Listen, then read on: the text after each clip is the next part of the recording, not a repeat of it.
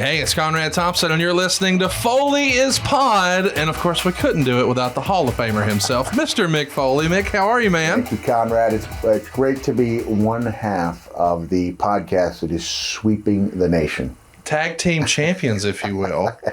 And that's a nice topic for today. We're going to be talking about some tag titles. Your very first WrestleMania. Yeah. Does it feel like it's been 25 years since 1997? It does not for me.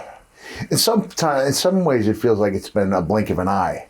But in other ways, I have to go back and realize 25 years. I've got a lot of anniversaries coming up. Technically, this was my first WrestleMania because I debuted the day after WrestleMania 1996. We've already covered the whole idea. I got my information package that said Mutilator on it. WrestleMania then is not what it is now. Right. It's not WrestleMania week. It was WrestleMania weekend. You'd get there probably on a Thursday, and then you were off to the next town on a Monday. You didn't come back and do the same city like you do now, which is great for the men and women. I have to resist the urge to say it's great for the guys. So if I say guys from this moment on, the guys is collective guys and gals of everybody in the dressing room. And that was always really difficult to peak for emotionally for your WrestleMania match. Get back in your car either that night or the next day. Usually you drive the next day because of the post-WrestleMania party. But the party made it even more difficult because now you have to try to peak after the party where you've had the world's best shrimp cocktail, a directive of Mr. McMahon. And so it is a better deal today for the guys and women in the dressing room. But WrestleMania was still a big deal. I watched the first one. I watched 96 from the crowd. Saw Bret and Shawn Iron Man. How did you watch it from the crowd? Throw a baseball hat on? Well, I had the baseball hat on. And also, I don't think as many WWF fans were as familiar with Cactus Jack as you might think. Right. There were some crossover fans, but it was this 1996, I'd estimate about 25% of the WWF fans. The internet, well, there wasn't really an internet fans, but you're talking about your sheet readers, your insiders, they knew. I might say about 25% of the audience knew. And I think I went up there and watched from the crowd just for that final match. And because that's the match everyone wanted to see, they're not focused on you. And I think I was on the hard camera area where the WWF will put friends and family. Right. But it wasn't a situation where you had a suite filled with 100 people. Right. It was just me and somebody who worked in PR at the time. And we took in I've always loved to watch the big matches in person. It's different. So even when I was the commissioner, the GM, if something was big, I would go out there so I could absorb the atmosphere. And feel it. Yeah, and be part of it. So I'm glad we're talking about it. Eventually, we probably were bound to, but I've developed a reputation online for hating that match. And I love Shawn Michaels. I love Bret Hart, the Iron Man match. But that WrestleMania 12 match, I just feel like the concept of it being an Iron Man match made it less fun for me. I think some of the fun of wrestling is he going to hit his big move? This could be it. Yeah. And the edge of the seat anticipation is gone if I know, well, just watch the last 5 minutes and you got it. And so I found myself fast forwarding that match to the end.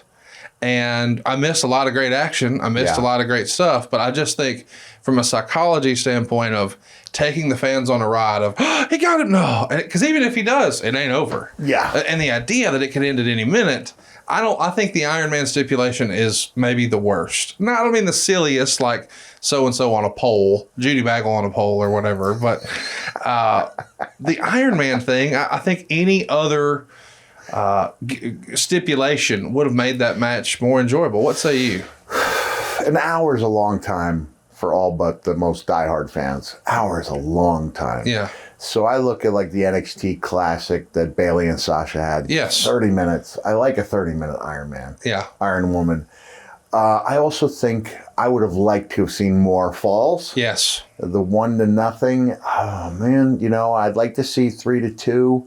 I don't know what it was like behind the scenes, if both men were resistant to, to losing a fall, or if they thought that would make the one less meaningful. Maybe. I would say that in soccer and for the international audience, football, I'd rather see a 3-2 game than a 1-0 game. Yes. I don't think it reduces the importance of the 3 and the 2. I remember when I was in WCW, we had like a Texas death match type of tag team match in Chicago at the UIC Pavilion. And that was a pretty strong market for us. And it was me and Rick Rude against Sting and Ricky Steamboat. And so we're talking some major talent out there, and me, right? But we started to try to put something together and came to the falls. And nobody really wanted to drop a fall. And I was like, you can beat me as many times as you want because I'm going to continue to get up, and that will only make... I don't know if I shared that with the guys, my feeling like, go ahead, pin me 5 times. I'm not staying down. That means I will get up 4 times. And so I hate to think that ego got in the way of that. I thought it was a great match. Oh, for sure. Great match. I love the super kick on the... was it the timekeeper? It looks like he put all of it into that super kick, too. Probably did, right? Yeah. Probably, you relieve the recipient of the need to know how to sell by putting all of it into there. You take that out of his hand. And so I thought it was a great match, and it was built up the childhood dream, and Shawn had the amazing entrance. It was a moment, for sure. Yeah, I think, maybe they would have been better served by a different stipulation. It feels like to me if it was a 3-0 Super Bowl, like a great defensive battle Super Bowl, but when it was over, people would say, well, that sucked. I'd rather it be 27-24. Yeah. It's still a 3-point victory, but let's put some points on the board. I'm with you. But I do like your approach from, hey, beat me 4 times. I'm going to keep getting up. But that makes you look like a Superman, right? You just keep I felt about it. I was surprised that I didn't have more cooperation. And so that was the night of many defeats for me, and I felt like it only made me stronger. When do you think that changed in the business, or has it changed? Because it does feel like wins and losses in time, everybody sort of to come around to your way of thinking. Well, you can't get beaten like a drum continually. The message has to be sent from the company in some way that this is a guy worth paying attention to. Right. And you've seen, like I feared, just going back a few weeks, Finn Balor came out without music on Raw. And I went, oh, God. That's the problem with having a great entrance, is that when you no longer have a great entrance, a major arrow's been taken out of your quiver. And so I was shocked when he actually won the title from Damian Priest. But there's an example of, oh, man, they took that big entrance away from him. That's a signal to the fans that we're not supposed to take him as seriously, when in truth it was probably just a timing deal, especially given that he won the championship. But when I went into WWF at the time, let's call it what it was, right? I think you're allowed to preface the thing at the time. There was still the old timer feeling that you can't get beaten on television. Mm-hmm. That Honky Tonk Man probably this day believes you can't get beaten on TV. And I remember Harley saying to me to watch it because I was losing a lot. He said, you have to watch those wins and losses. And then you also get yourself in a position like when I was in TNA and then switched over and did a few matches with WWE from 2005, 2008, did a handful of matches. TNA, I did, a handful of pay-per-views and some TVs. And there was a young man, Chris Giordano, who lived in Seaford, New York, who I actually name-dropped on Raw. And WWE wanted to know about this guy. Like, what's this? He was a young man with cerebral palsy, and I used to go with my kids to his house, and we watched the pay-per-views, and he had an elevator, and my kids, that might as well have been at an amusement park, because they love going up and down in the elevator. And so Chris would get concerned about my matches and get upset when I lost until his dad told me he came to realize that I always lost. So that he wasn't as upset about it. And I think that's where you run the danger. If you're no longer a threat to win, and you can't help people suspend their disbelief because they know, or at least they feel and have reason to feel that you are going to lose that match, that's not good. But I think things started to change when the wrestling wars heated up, when there was more of an emphasis on good matches taking place on a regular basis, because most of the viewers had grown up in an atmosphere where they watched squash matches. Yes, absolutely. And a win was a win, and a loss was a loss. There was really no gray area. There were top guys. There was enhancement talent. There were gray area guys. Like when I was growing up watching WWF, it was like an SD Jones might score a victory, and as he got older, as some of the guys got older, like Chief Jay Strongbow, you'd see, an instant spark, and you'd see the sleeper hold, and then the match would be over fairly quickly. But he was still Chief Jay Strongbow. That's right. So, but I think when the wars heated up, and you had to put good matches on a regular basis, there was more of you could accept that good wrestlers could lose matches. And I think as you ingratiated yourself, and hopefully that's the right name, as you made yourself part of someone's Monday night or Tuesday, whatever the case might be, and they felt like they knew you, in some cases, losing could actually help you. Yeah. I think you go back to when Becky Lynch had her big breakthrough when she attacked Charlotte. And somebody in the house, I think I was with my family, I don't know who I was watching the pay-per-view at which house. It might have been at Chris's house. Somebody said, "Why are they saying you deserve it to Charlotte?" They were chanting. I said, "No, I think they're chanting you deserve it to Becky." I said, "Well, what does she deserve?" I said, "I think they understand that this is a moment, that this is a push." And so you do get that goodwill accrued from being treated. I think it's a fine line, because you're not doing as well as the company's not treating you as well as you feel that talent should be treated. You're on one side of the line. Getting beaten like a drum, you're on the other side, and then you lose that emotional connection to that person, and you cast them off. I think in the same reason why when you're a young man or young woman and you have crushes and you're falling in love for the first time, you don't put your heart out there if you know it's going to get stomped on. Yes. Right? You'll take a chance in love if you think there's a reason. And this is probably a foolhardy, comparison, because men and women in love do ridiculously dumb things. Yes. But there are times when you don't put your heart out of the line because you know it's going to get crushed. Right. So you don't make that emotional connection with that character, or you lose that emotional connection because you know you're going to get hurt in the long run. I like it. So today we're talking about WrestleMania 13, and you said at the top of the show, hey, WrestleMania back then is not what it is now. When do you remember that changing? I mean, 12 and 13? For me, it changed in 98 with Mike Tyson. Really?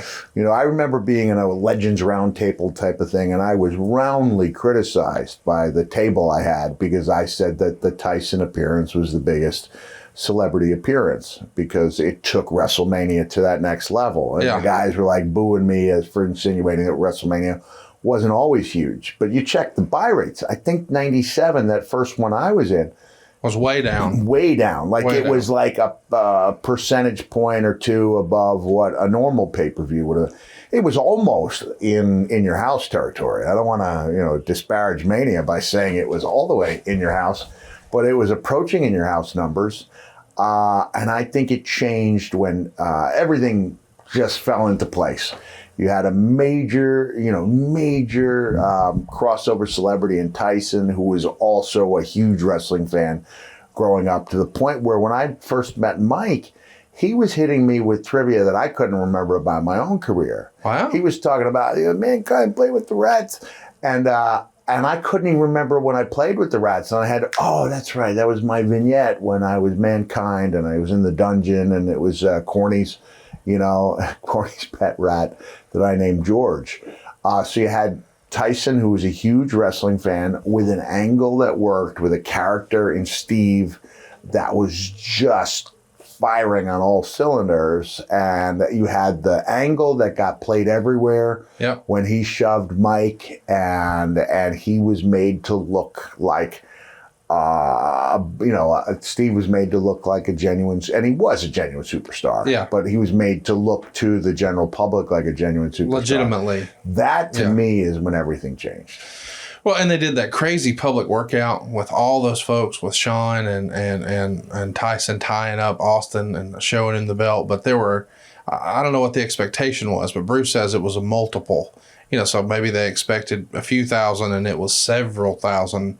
But to me, it feels like WrestleMania 2001. I think that's when they started doing Access. They had the Dome. So no longer were they running arena shows. They're running a Dome. 01 feels like maybe the first time where this is bigger. And is that when it started becoming a week? I think so. Yeah, it started becoming a week, and that's where people made the pilgrimage. I'm sure there were people coming around from around the world. Sure. But prior to then. But, when you go to WrestleCon, I would say 50% plus of the people you meet are from outside the country. Isn't that crazy? It's crazy, and it's really telling as to how big it is. I did an appearance on the night of the Hall of Fame. And with WWF's blessing, although they said next year we'd like to have you at the Hall of Fame, but it was a surprise for Terry Funk that Gabe Sapolsky arranged. Gabe was a big fan of mine, a big fan of Terry's, great creative mind.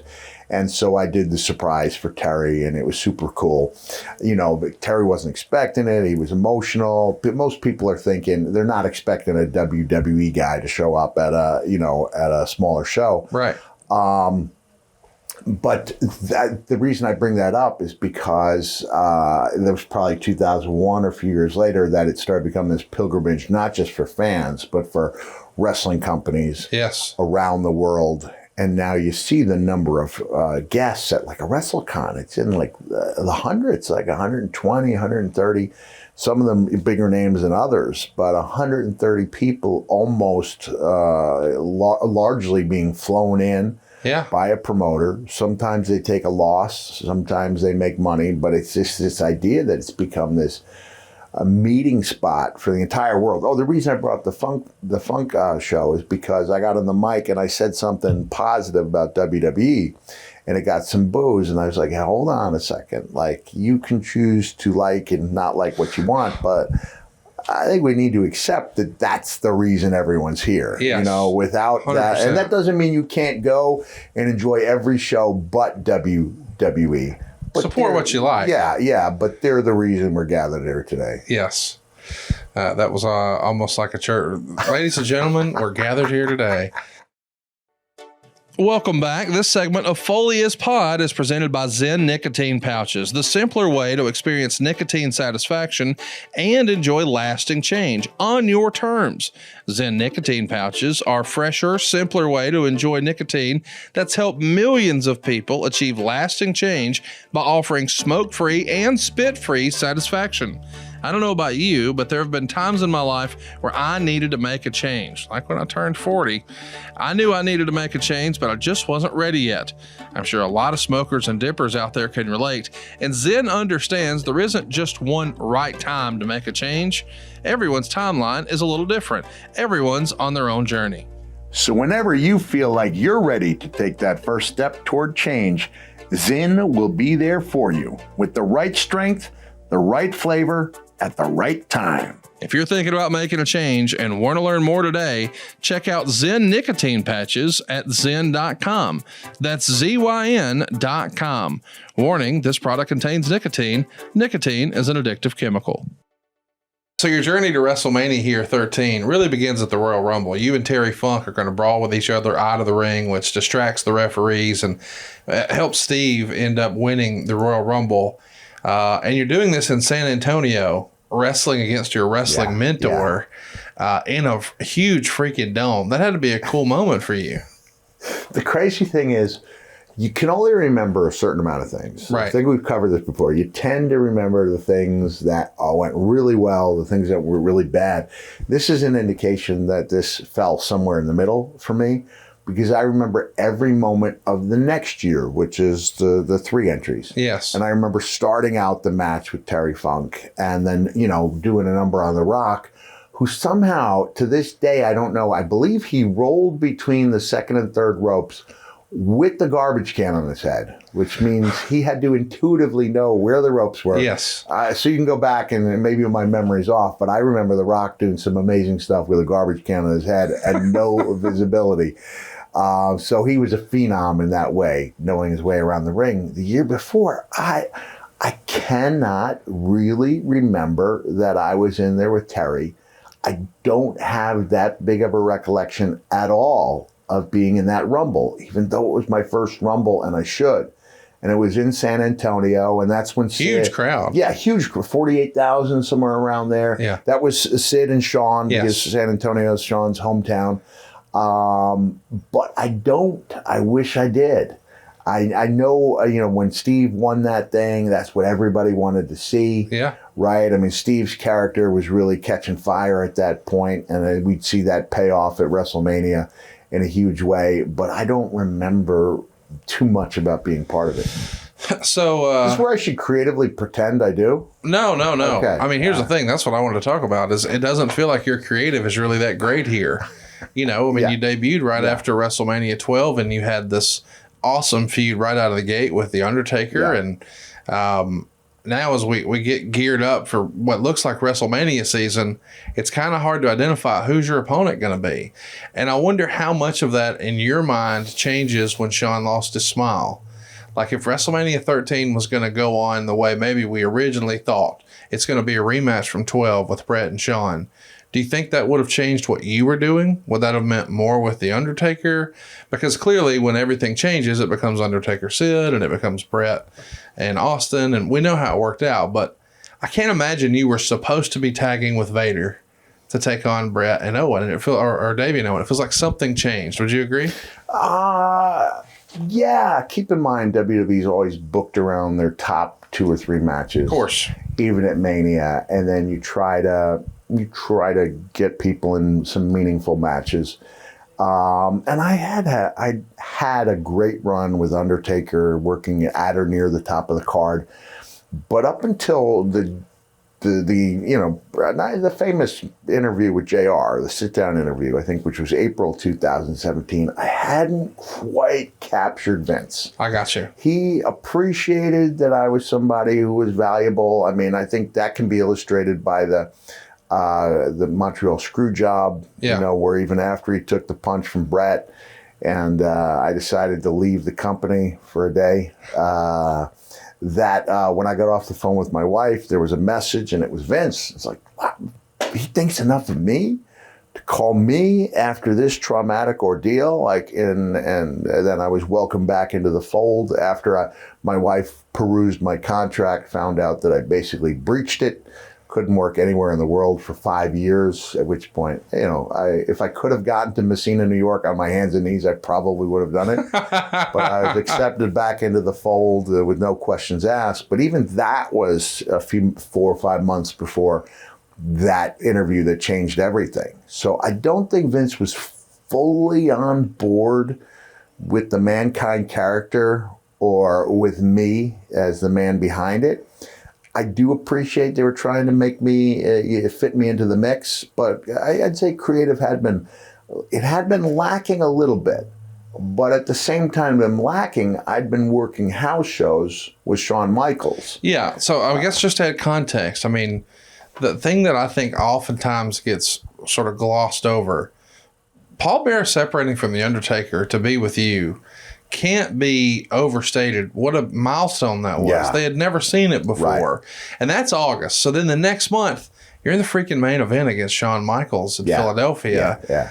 And then there's the crazy Buried Alive thing in October. But then it starts to feel like as we march through a few months, it's like, okay, now what? You're looking for the next big thing. I literally started I did my angle with The Undertaker the day after Mania, say April 1st. Yeah. So, don't know, but within a couple days. Right. And so we worked that angle to the point where I had my first pay-per-view match at King of the Ring. That was Milwaukee, Wisconsin. And beat him. Beat him. Came back against Henry Godwin, I think, in Vancouver the next month. Then I had the August Boiler Room Brawl. Huge. With Undertaker. And I don't know if technically I won, but I walked away the winner. I believe I did. You walked away with Paul Bearer. Yeah, you have to get the urn, and he didn't get the urn. I did. So I was 2-0 on pay-per-views, which for you trivia enthusiasts out there were the only 2 victories I ever scored over the Undertaker. If I had 100 matches, so we like to exaggerate the number, I'd say I had close to 100 matches. In this business, we tend to exaggerate. Sure. Because we believe it in our head. But I believe I had 100 matches or so, and my record was 2-98. But those were the 2 that counted. They did. So that takes us into now September. We've got Mind Games with Shawn. October, Buried Alive. November, I work with Undertaker again. And the MSG this time. MSG. And now that's run its course. Yes. So now I'm on the road in December, January, working house shows with the champion and doing my best to tear it down with a champion who's injured, beaten up. I guess in the long scheme of things, beginning to lose his smile. But we were having some very good matches with 2 guys who were really banged up, really hurting, and finding a way to have very good matches around the loop. So it wasn't like I was out of the loop, but they were at a loss, I think, for creative for me moving forward. I don't know when we'll talk about it again, so I want to bring it up now. Creatively, what were the plans as far as you heard about Terry Gordy coming in as the executioner? Because when he helps you in October at the pay-per-view and makes the debut, it feels like he's going to be a part of this gang with you and Paul Bearer. We know it didn't work out. And longtime fans know that as the story goes, Gordy wasn't Gordy anymore by that point. No. But had it gone well, what would it have looked like? Well, this is what I read back at the time, that Terry had gone into ECW and had a nice little run where for at least one night, with the Ravens' help, Gordy looked like the Gordy of old. Yeah. And Michael Hayes, oh man, I don't know if I've ever seen anyone more loyal to his friends. I agree totally. Buddy Jack. Roberts, even after Buddy lost his voice, he had to speak through the pipe or the straw, whatever it might be. And then Terry Gordy was one of the great wrestlers. I remember Shane Douglas telling me he was on a tour of All Japan, and he couldn't tell you whether the matches that Gordy was having with Tenryu were real or not, because the feeling was so believable. Wow. You'd see a few things in there and say, okay, that couldn't happen. And there was no UFC at that time to base it off of. I'm not talking about 97. I'm talking about 93, 94 when Gordy was at his peak. I might be off by a year or 2. But then he overdosed on a plane to Japan. He was never the same. So I worked with Terry. I saw Terry work a number of times because he went from being in All Japan to IWA Japan. And as proud as I was to have helped put that little promotion on the map, there's a world of difference between IWA Japan and All Japan. And now Terry, he is mentally never the same, but physically he looks the same, and even better.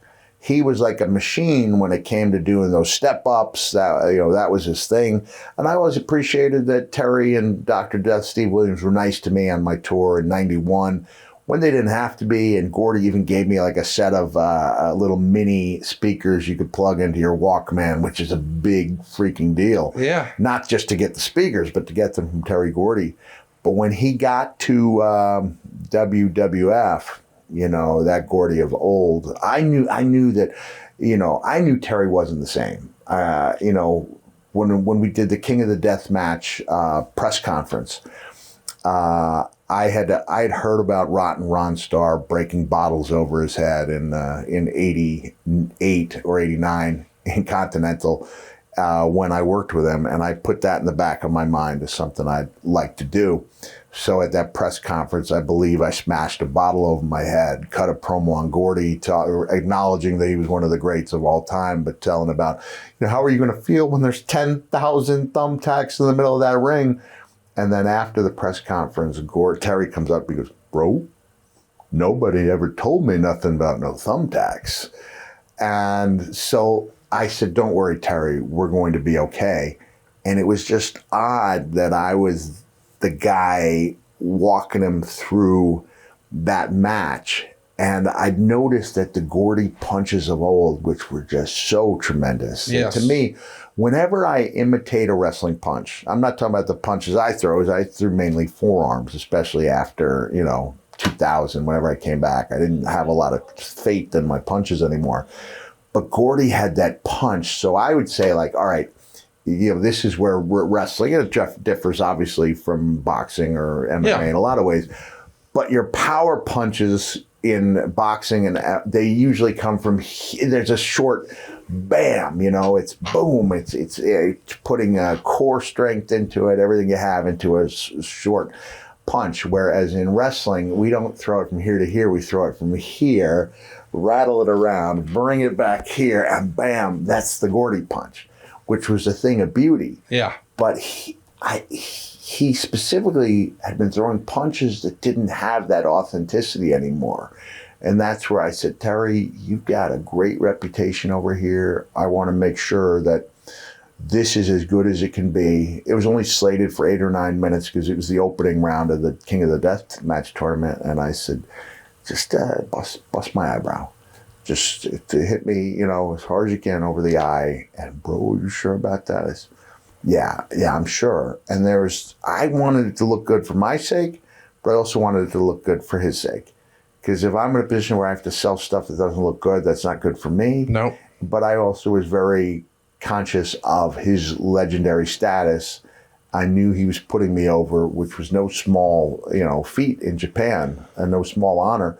And I wanted to make sure they looked good. But so I knew what I was dealing with when Terry came in. I was surprised by the call. I was happy he got it. And it just wasn't, he wasn't the same guy. Yeah. There's that part of Buried Alive where, and there's a reason why every subsequent Buried Alive match had a backhoe. Yeah. Because it turns out that filling a 6 foot by 3 foot takes forever, right? And I'm trying to do at the end of a 20-minute match in October 1996. I'm laughing because I realize I've got a line here that I shouldn't say, that I will not say, but I could say. Concern. You have to now. You can't tease us. We'll bleep it. So their answer, instead of a backhoe, was to come out. I was joined by JBL. I was joined by Gordy. Actually hit Undertaker, so I lose the match. I'm buried far enough down to where I lose the match, and then Gordy whacks Undertaker over the head. Breaks the shovel. Breaks the shovel. Undertaker drops into the hole, and now we basically have an exhausted Mankind, JBL, Triple H. Goldust too, I think. Goldust comes out there too. And Gordy, we've got shovels out there, and Gordy, instead of using the shovel, basically turns around and looks more like a cat in a litter box. Yes. As he's scooping little handfuls of, and that's not what you want your executioner to do. No, the executioner does not kitty litter. Yeah. All right. And so the line is it's the first documented case of Triple H burying WWE. That's a horrible thing to say. It's a great line. It's a horrible thing to say, especially because he did so much to discover talent, Sure. Man, I've said that maybe 2 times, when I've been on the road, and it gets a laugh, but it's like, is it worth? Well, we know it's not true. You're just having fun.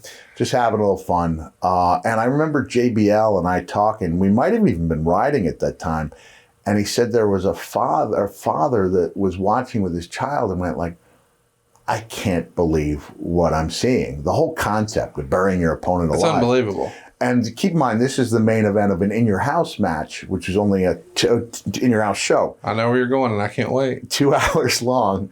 And so after the main event, here comes when the cameras turn off. Cameras turn off. We've just had a bolt of lightning come down from the scoreboard, which is one of my favorite stories. I'll tell it closer to Christmas time. Undertaker's hand comes up through the grass, right?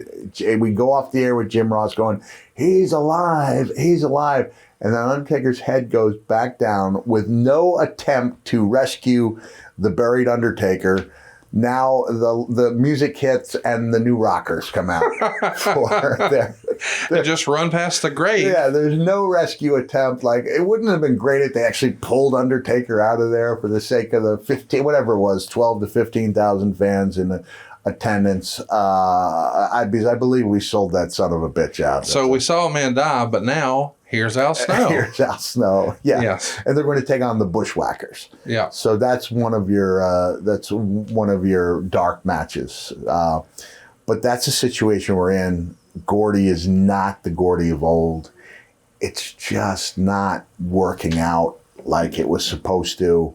Were you guys supposed to be a tag team? Yeah. I mean, it was supposed to be part of that new faction.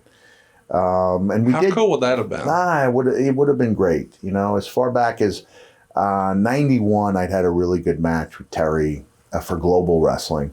And that was a big match for me. Like, to hang with a guy like that whose style was so realistic. It was part of that process for me of going from a mid-card kind of a comedy figure to really being a respectable main event guy. So hanging in with Terry Gordy, you know, for a 20-minute, very physical match. I remember Barry Windham remarking on it, saying he watched it, and I said, what do you think? He goes, I think there could have been a little more selling. It was a good match, he said. Don't get me wrong, could have been a little more selling, but that was the style that Terry worked. You know, there wasn't a lot of selling going on in All Japan. There was some, believable. But you really had to work to get your guy to sell. So Gordy was one of those guys that, whose respect you had to earn. And if you didn't hang with him, he was going to do what he had to do to make sure that he didn't look foolish out there. Does it ever cross your mind? I know we're getting way down the rabbit hole, but this is such a good dialogue. I got to ask, when you're in the heat of the moment and a guy's not really selling for you, does it cross your mind from an ego standpoint? Well, I'm not going to sell as hard either. Yes, it does. Yeah, it really does. If you're not going to make me look good, why would I continue? Right? Yeah, and I was lucky in the sense that there is no story. You can analyze the annals of history. There's no story of me stretching someone in the ring. No. Beating someone up backstage. No. But I had a lineup of really good-looking bumps. And basically, I was going to make you look good, but you had to help me out. Yes. You had to help me out a little bit. You had to make my stuff look good. And there were some, you go in there and you'd be in some situations where maybe you can't talk to someone before a match. And I'm thinking specifically like 86 when I'm wrestling for Nigerian TV. It's a Brooklyn, New York, highly Muslim show. I'm wrestling a Muslim guy, and he's not doing much for me because he's trying to look good in front of the crowd. And I'm in that terrible position now where I have to try to look strong because I'm going to take on the Nigerian champion. Right. And it's so they'll put in these 25-year-old matches on TV, the same matches they see every single week. These people in Nigeria grew up on like Mighty Igor. Wow. And Mighty Igor was kind of a one-trick pony, a little bit. Like, he was like Ivan Putski type character, but he'd been seen there for 25 years. And then they would just edit in a new match recorded in Brooklyn, New York. And I remember that being a particularly difficult match and trying to look good, trying to get my stuff in. I mean, even with the legendary Power Udi in Nigeria, I would try, I would try to make him work for it, and guys would be surprised. I remember Brian Hildebrand telling me he was surprised at the match I had with Bruiser Bedlam, because he said Bruiser wasn't used to people working that hard with him, Yeah. And I understood I didn't have much in the way of offense. I didn't have an unlimited arsenal there, and I had to make sure that what I did do looked good. But my big my strength was that I had the bumps that would make other people look good. Yes. And I can't tell you what was in my opponent's heads, but I believe there was the understanding that it had to be a cooperative effort, or else you weren't getting the best that I could offer. All right, Mick, it's time. All of our listeners have been wondering when I was going to get you smartened up about this. Are you familiar with Blue Chew? I've heard of it. Well, now you're going to learn all about it. This is like a hot tag for your wiener, Mick.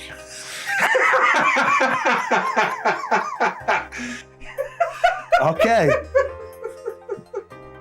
Are they going to use that in their... Yeah. Here's the deal, boys and girls. You know all about Blue Chew. Even Mick does. And Mick is a podcast rookie here, right? But yeah. You know this episode's sponsored by Blue Chew. You knew that as soon as you clicked play and you saw my name.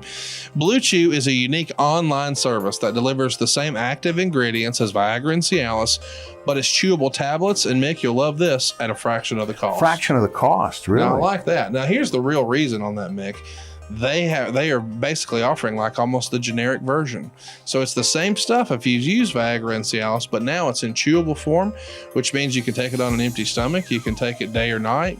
You can be ready whenever an opportunity arises, or maybe it's time for that elusive run-in.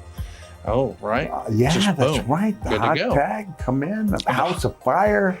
Yeah, working from underneath, going over. I mean, we can get it all in here. The process is simple, guys. You sign up at BlueChew.com. You consult with one of their licensed medical providers, and once you're approved, you'll receive your prescription within days. And here's the best part, Mick. It's all done online. That means no visits to the doctor's office, no awkward conversations, and no waiting in line at the pharmacy. And I know this is important to you, Mick. Blue Chew's tablets are made right here in the USA. The good old red, white, and Blue Chew. It's prepared and shipped directly to your door, all in a discreet package. But Mr. Foley, there won't be anything discreet about your package with Blue Chew.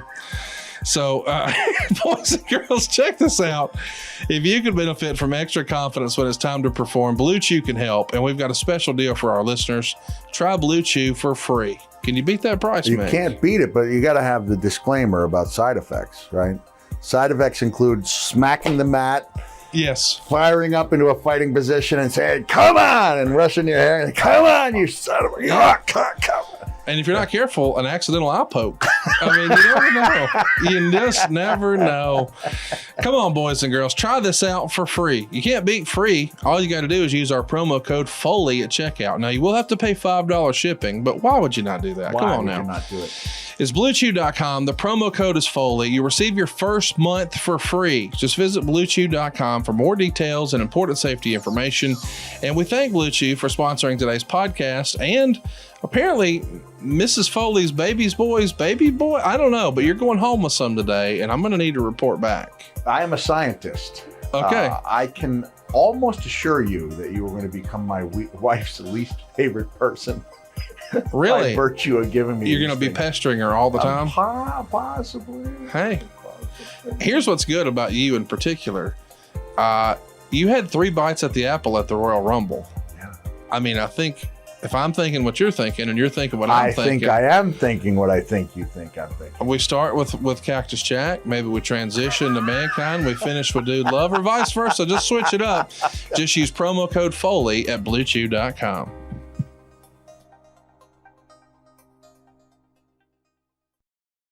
So you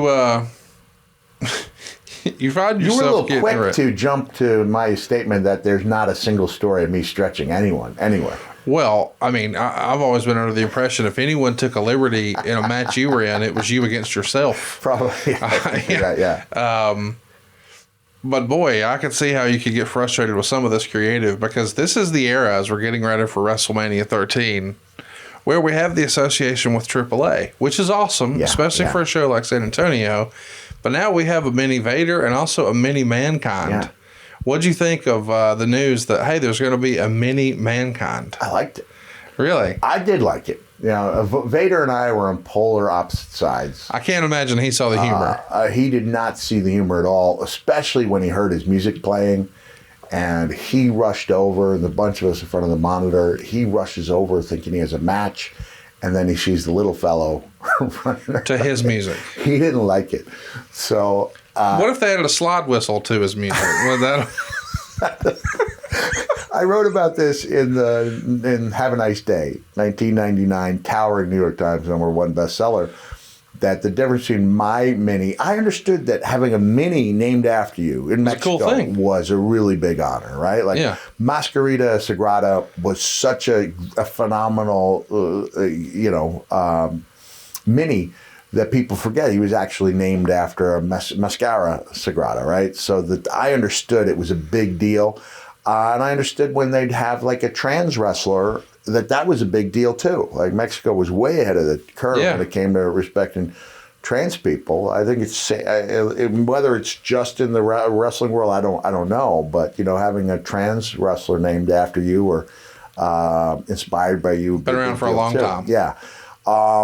So while my guy, I'm sitting and down and I'm saying, okay, that was good. And I've got a translator there. And I'm saying, but you can't just be Mankind. You can't just be dressed as Mankind. You have to act as Mankind. So I'm sitting on the corner, I actually get down and I'm rocking and I'm telling the guy, he doesn't have to actually pull his hair, but pull it. Yeah. And meanwhile, Leon's Mini was walking around going, attorney?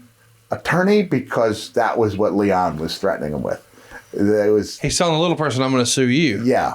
Basically, Leon wasn't nearly as excited about having a Mini named after him as I was. And Sagrada was, I think Mascarita Sagrada was part of that. It was a short-lived...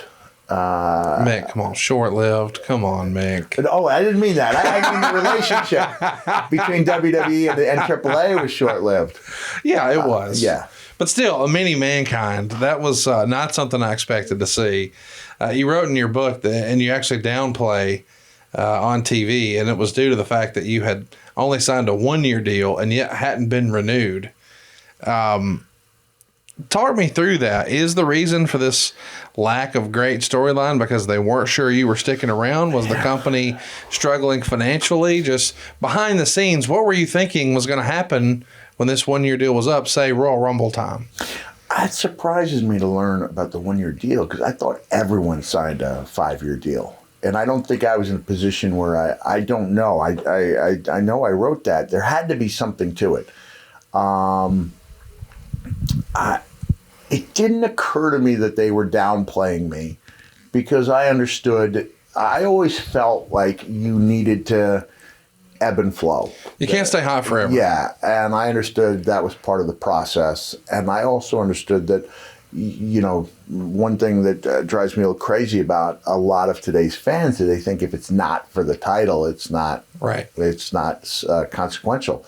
And I grew up loving the feuds. Yes. So that Snuka Morocco was for the Intercontinental Championship, but it might as well not have been because it was all about pride. Yes. And so I grew up loving it was easier to have those blood feuds when you had blood, right? It was easier to make, suspend disbelief. That it was easier to be that match that makes guys like me come into school and tell his buddies, okay, I know wrestling is what, but hey, that was real. Yes. You wanted to be the guy that made people say that was real. And for me, never feeling like I was championship material to begin with. I was tag team championship material, right? But I never set my sights on the title matches because I didn't think I had a spot there.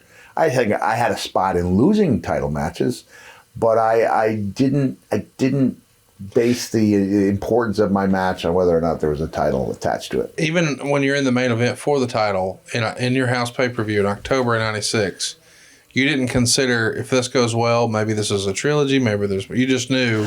Well, I wish you talk about this match with Shawn. Yeah. In September. Yeah. Man, I wish, and we had very little storyline going into it. There was a promo or two, but basically. It was kind of rushed. It was kind of rushed, and Shawn had been teaming up with Taker against me and Goldust at house show matches.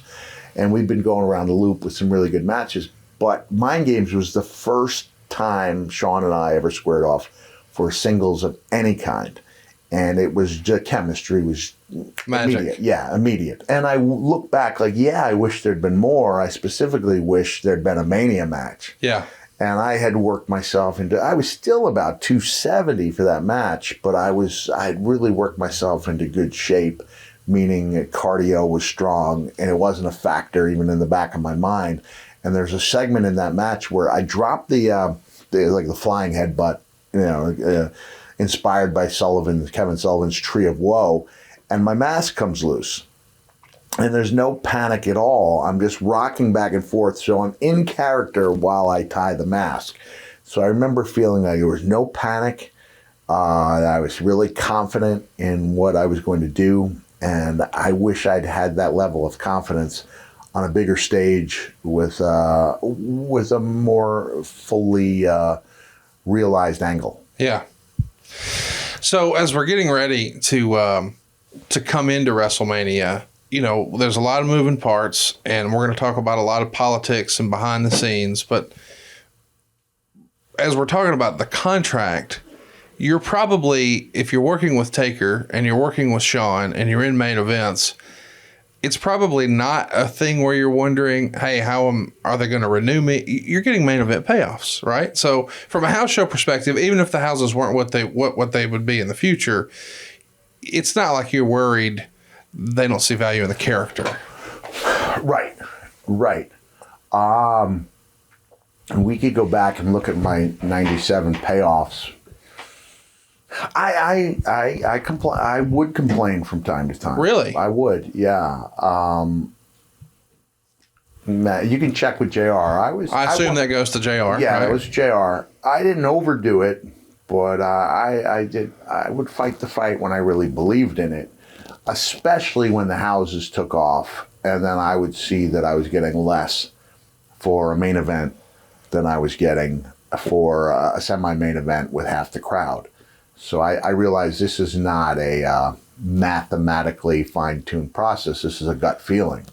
So JR would say, well, Mick, the shows are selling. He'd say you weren't in the main event. I'd say, Jim, these shows are selling out before we even announce a main event.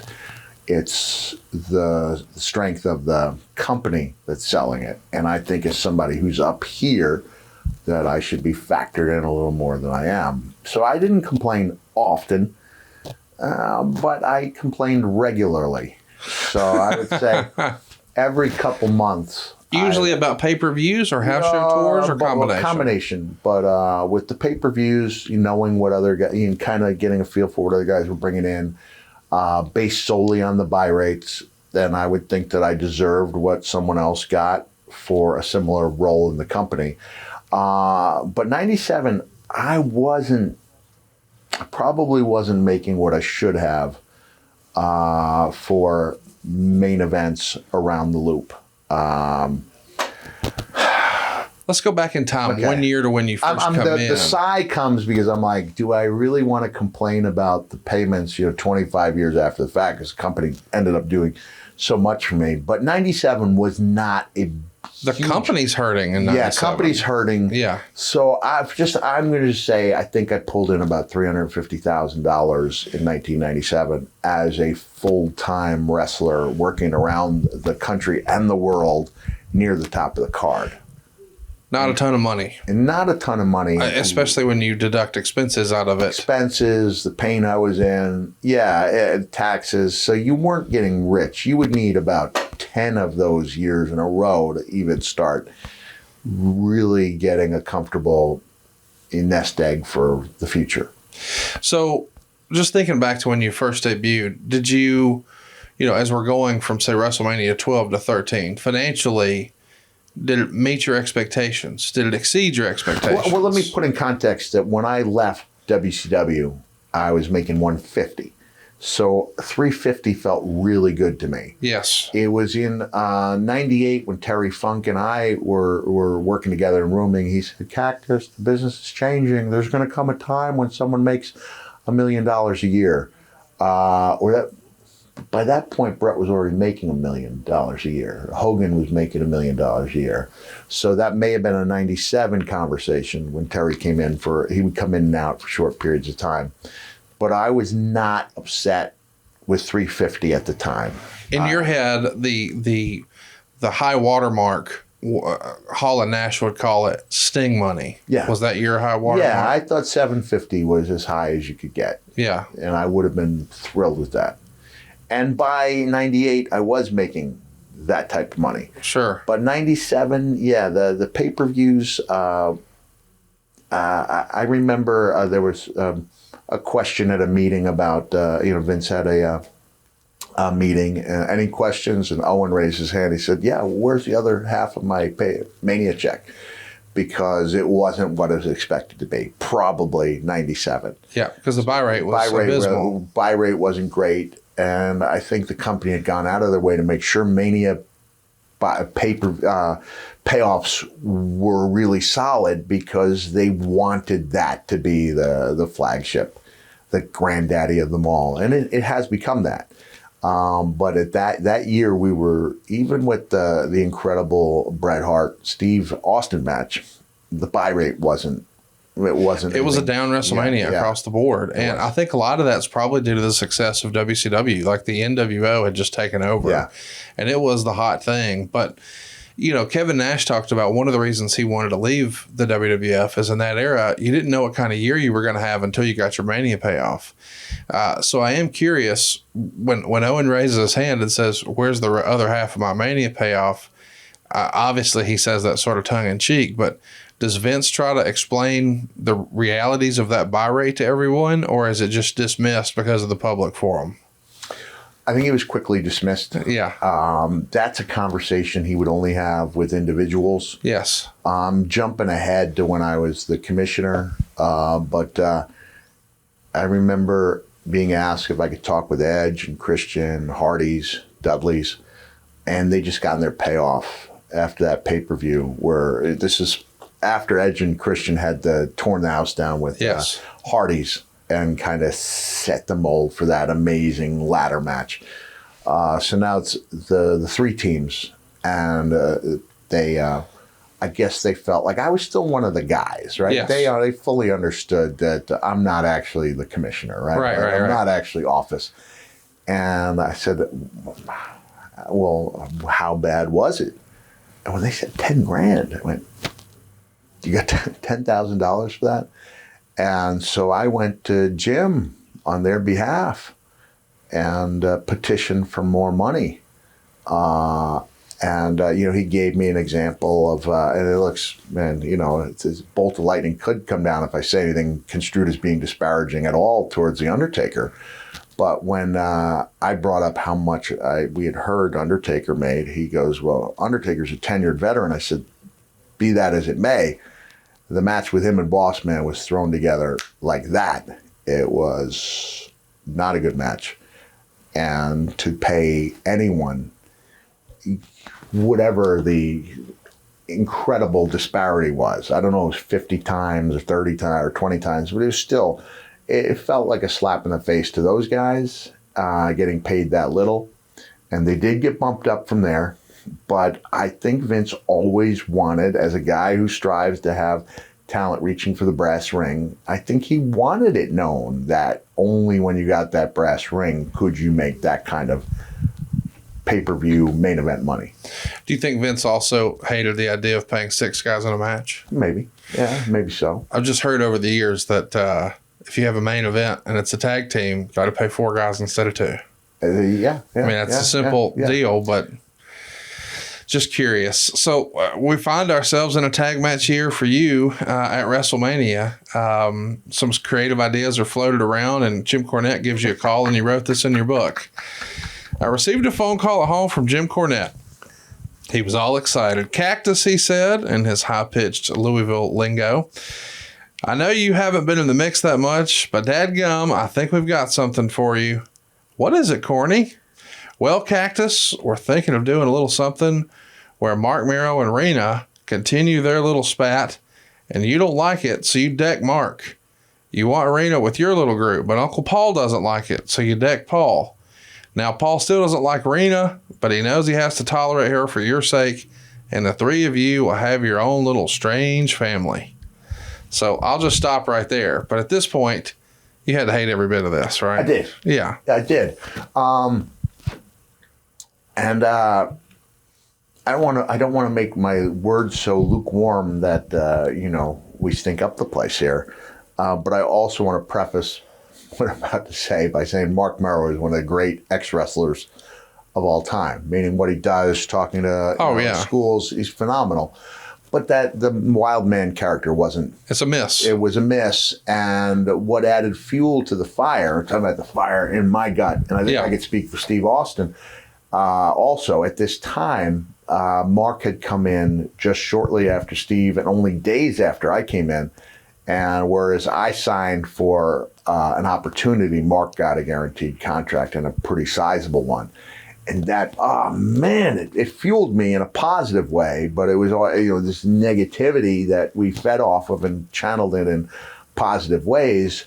So I did not want to be in an angle with Mark because I thought my character connected with a lot of different characters. And they didn't have to be, it could be straight, like straight men, wrestlers. I worked really well with a guy like Bret Hart, or character-driven wrestlers. I didn't feel like I could do something solid with Mark. And I should have, and looking back on it now, Rena was really on the rise at that time as Sable. And she would go on to be a veritable superstar. That could have been really interesting. But I think I know that before my Mind Games match with Shawn, originally I was supposed to be slotted in for a match with Mark. And the company really was behind him at that time. Vince had pressure to make the investment work. Look like it was a good one. And I didn't want to be, I wasn't excited about it. I wasn't in a position where I could say no, but I don't know what changed behind the scenes where I went from singles with Marc Mero to a singles with Shawn Michaels, but that worked out to my favor. Yeah, hell yeah. And again, just Marc Mero, and I personally apologized to him for taking shots at him over the years, and it was purely out of financial jealousy, as is, anything I would have said about Rena, in the years later was purely out of jealousy, part of it, financial, and part of it, going to autograph shows where her line would be 5 times what mine was. It hurt, it hurts guys like me. But she was a veritable superstar on the rise, and that could have been a good angle, but I did not want to be I get a sinking feeling, like I'm a gut player too. When your heart sinks into your stomach, that's a sign that something's not right about it. I could be elated after a talk with, and Corny's a good salesman, right? Yeah, hell yeah. And Corny was often the bearer of bad news when it came to, he was the guy who would deliver the news to me. He was the guy who told me after I did these vignettes as Mankind that were a big hit with everyone except Vince. Yeah.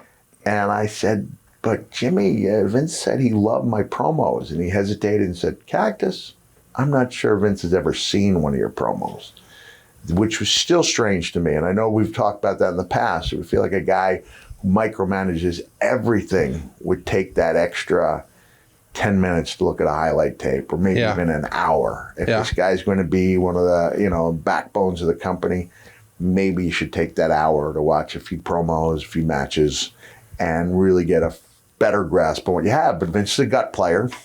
What he sees on that 13-inch monitor the first time you walk into his ring is what your future is based on. Talking about Mero for a minute, did you have any interaction with him in WCW? I mean, you guys were there for a long time. Yeah, we were there, and we were good friends. I remember Mark and Rena would be at Sting's gym. Sting and Luger had Main Event Fitness. Mark and Rena coming to Dewey's birthday party. So I consider Mark a good friend. And what he was doing with Johnny B. Bad was tremendous. And he also showed that he can make himself a valuable commodity. Rumor had it that Jane Fonda saw some of the great work that Mark was doing on his own, speaking to groups of kids. It's always been something in his heart. Yeah. And that was part of the reason why he ended up with such a great contract in WCW. So no question that was a great fit. Here's a Jewish kid from upstate New York playing a black man from Macon, Georgia. Yes. And somehow making it work. I remember saying to there's a guy named Frank Polera who was a huge boxing enthusiast who went to college with me in Cortland, New York. And Marc Mero had knocked out one of his guys. Maybe he defeated Razor Ruddock. He'd beaten somebody who was a really big deal in professional boxing. And I said, yeah, Marc Mero, he beat Razor Ruddock. And he goes, but Mero's a white guy. He didn't know Marc Mero was Johnny B. Bad. And so when I told him that, the guy playing Johnny B. Bad had beaten Razor Ruddock, he said, Mero's a white guy. So Marc spent so much time in that tanning bed that he accurately portrayed a flamboyant black man. Did it very well, to the point where Vince became a big fan of that character, and he was really rolling. But I didn't have anything. I don't even know if we had a match. Don't even know if we had a match when I was in WCW. But I mean, he's coming to your kid's birthday party, so you're. Quote unquote heat with him is really with the company that they really believed in him more than they believed in you. Yeah, exactly.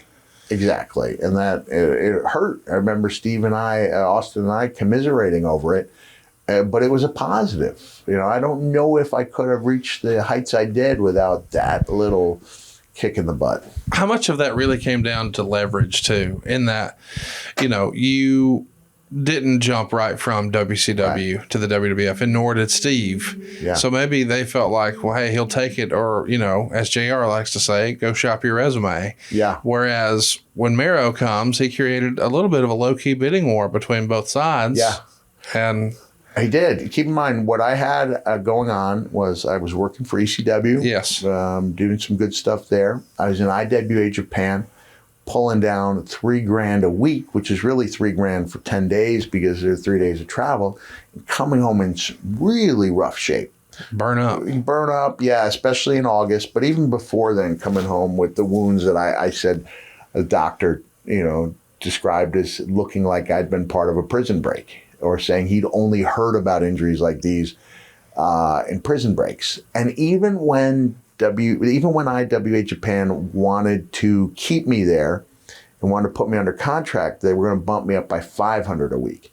So you'd be looking at 10 tours a year for $3,500. Not great money considering what you're doing to earn it. And so this isn't a case where, you've got a Hanson or Brody contract in All Japan and you can make your living there in 20 weeks and then kind of take it easy, take some indies, do whatever you want to do. Stan later went on to be part of WCW, I think on $1,000 a night guarantee.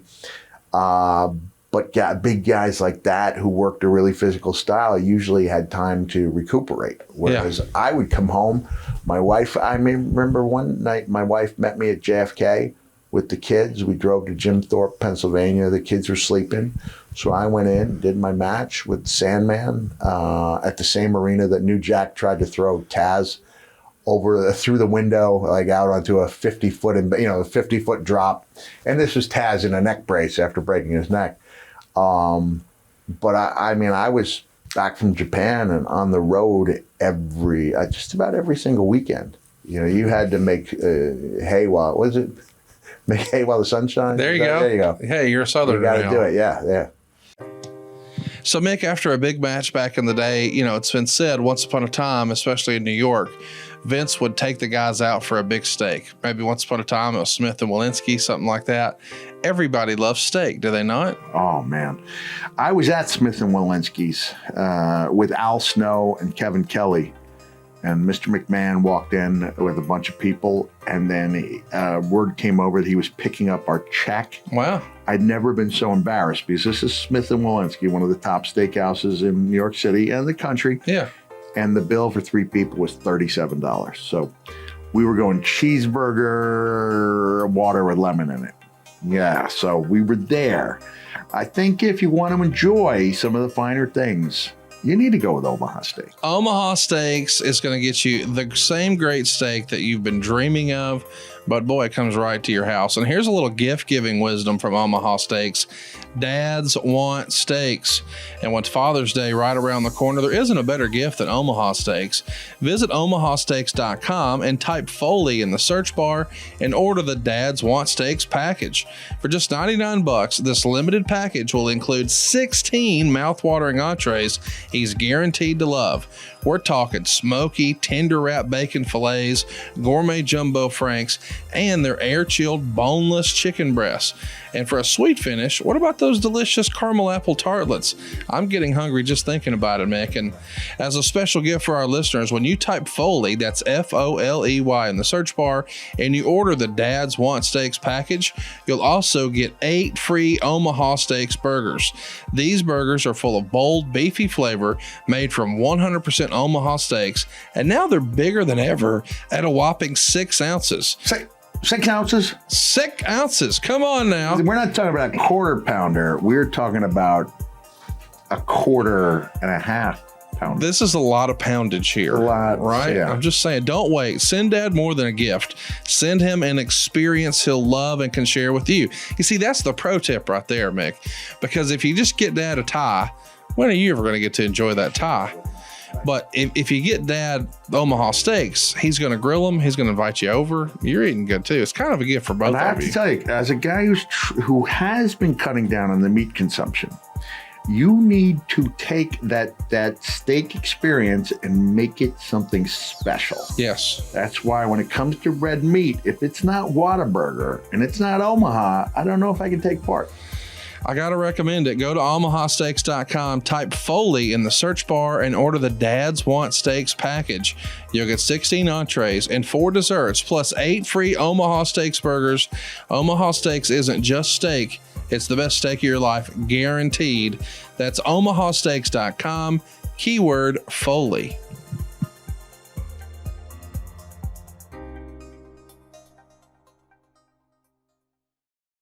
So this call with Cornette where he's laying out this plan for Rena and strange little family, you're straight up with Corny and say, hey, I don't really love that. And he says something like, we're just trying to get you on the card for Mania. And you relay, well, if that's the idea, I'd rather not be on Mania. Yeah. That took some balls. It did.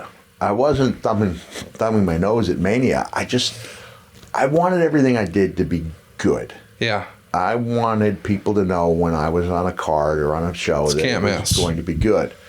And I didn't want a participation trophy. I wanted to go out there. And I'm not saying participation trophies in general are bad things, but at that time I was 29 years old. You're trying to make an impression. Yeah, trying to make an impression.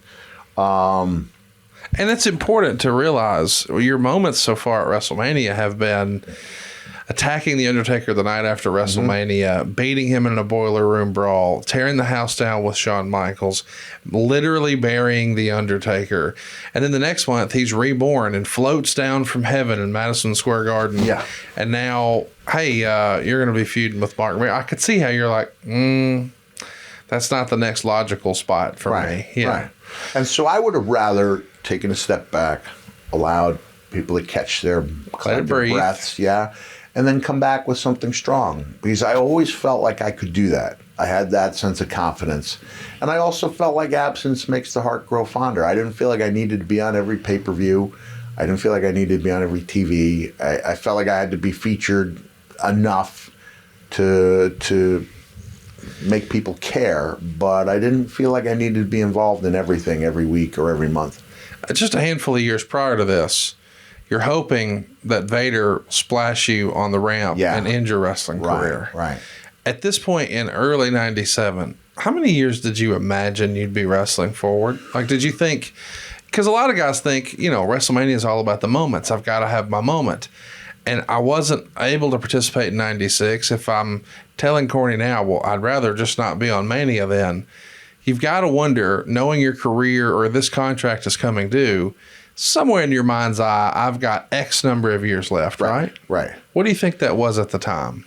I remember Paul Heyman surprising me at a time when I did not think WWE was in my future, telling me that he thought it could be, and that they could see me as a guy who could work near the top for 10 years. Wow. Because I thought about 5 was all I had left, and it turns out that 4 was all I had left. But as we get into... You don't mean financially, you mean physically. Physically, I thought that's all I had to offer. And I did not know that I could be doing a podcast about this match 25 years after the fact. I think you and I talked about the idea that I thought I had an 18-month shelf life. Right. Comic-Cons were not a... Comic-Cons were not a big deal. Yeah. Even the San Diego was 10,000 people in 99. The wrestling conventions were kind of in their infancy. Yeah. John Arizzi had the first one in 1990, I think, with Weekend of Champions. But even then, you had about 6 or 8 guys. It wasn't a WrestleCon where you had 100 people.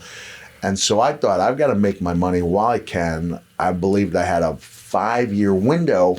But as soon as I do that match with The Undertaker, Buried Alive, that's where I start having difficulties with my back. If I had to trace it back to one thing, it would be that bump from the ladder, which I thought would take me 100% onto the cardboard boxes. And I'd say about half my body landed on the boxes. At SummerSlam? Yeah, SummerSlam.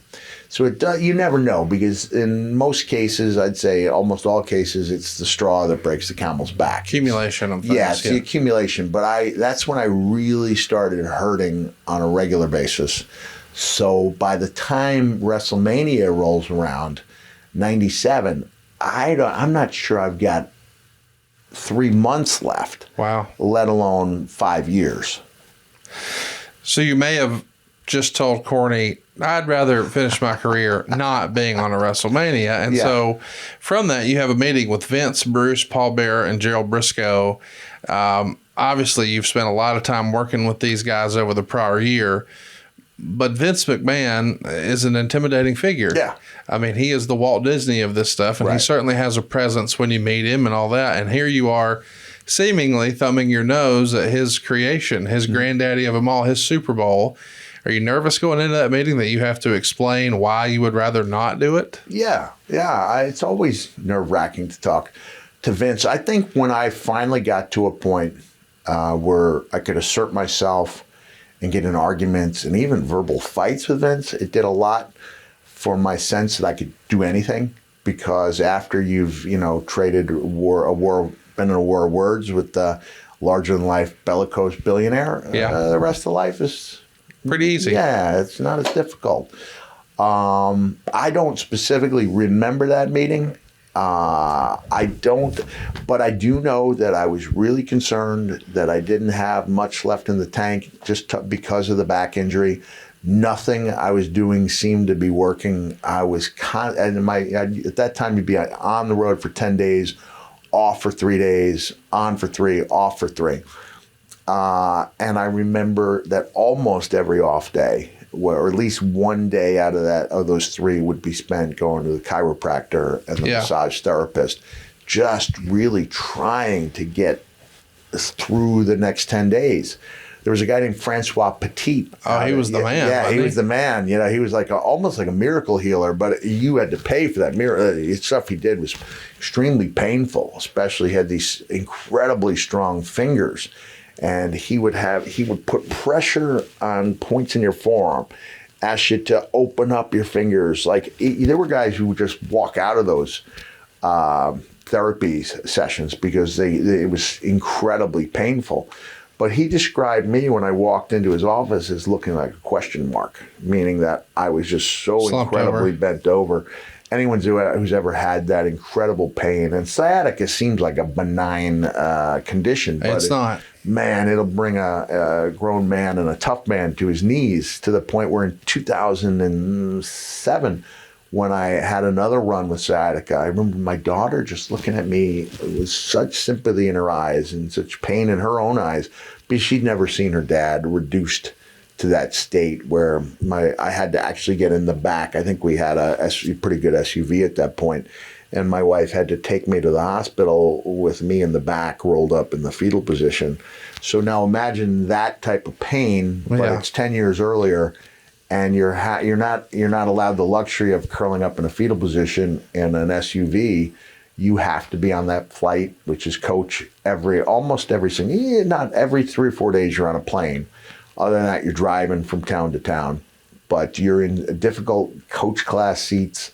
It's a difficult way of life, and we all know that going in. But when you've been in it now, at that point, we're talking 12 years or 11 when the pain really comes in. I had a pretty good threshold for pain, and so when I said something was bothering me, it was really, really bothering me. And at that point, I wouldn't even consider taking a pain pill for the pain. That wasn't even part of the equation. Why were you so opposed? Because I was opposed to pain pills because I'd seen that path, and I did not want to go down that path. I remember when I was going to Memphis for the first time, that was almost like a romantic vision, that you be the guy who gets so banged up, and that when your friends see you, your words are slurred. That was crazy to say that's like a romantic vision, but that was almost like an accepted path for the wrestling business. In Tennessee, you mean? Yeah, when I went to Tennessee, I'm not saying that it was accepted in Tennessee. I'm just saying I understood at that point that wrestlers were starting to get medication. I didn't know that one of the most coveted relationships you could have in the territories is with a nurse with a prescription pad. That was a very heralded, relationship to have. And I'd seen enough to know I didn't want to go down that path. And so I was resistant even one pain pill. I was trying to make it on its own. Eventually I'd fold to the point where I would have one pill every it's once in a great while, and it would work. It would, no question about it, it worked. But I understood that you could develop a tolerance in a hurry, and that something that was first taken out of necessity then becomes a drug, a recreational drug. And I did not want to go down that path. Once upon a time, I had a conversation with Jeff Jarrett about how it felt like when guys would use the word soma, they were always talking about essentially the new generation WWF. Mm-hmm. And I asked why he thought maybe that was, and he reminded me that was the era where drug testing really became a thing.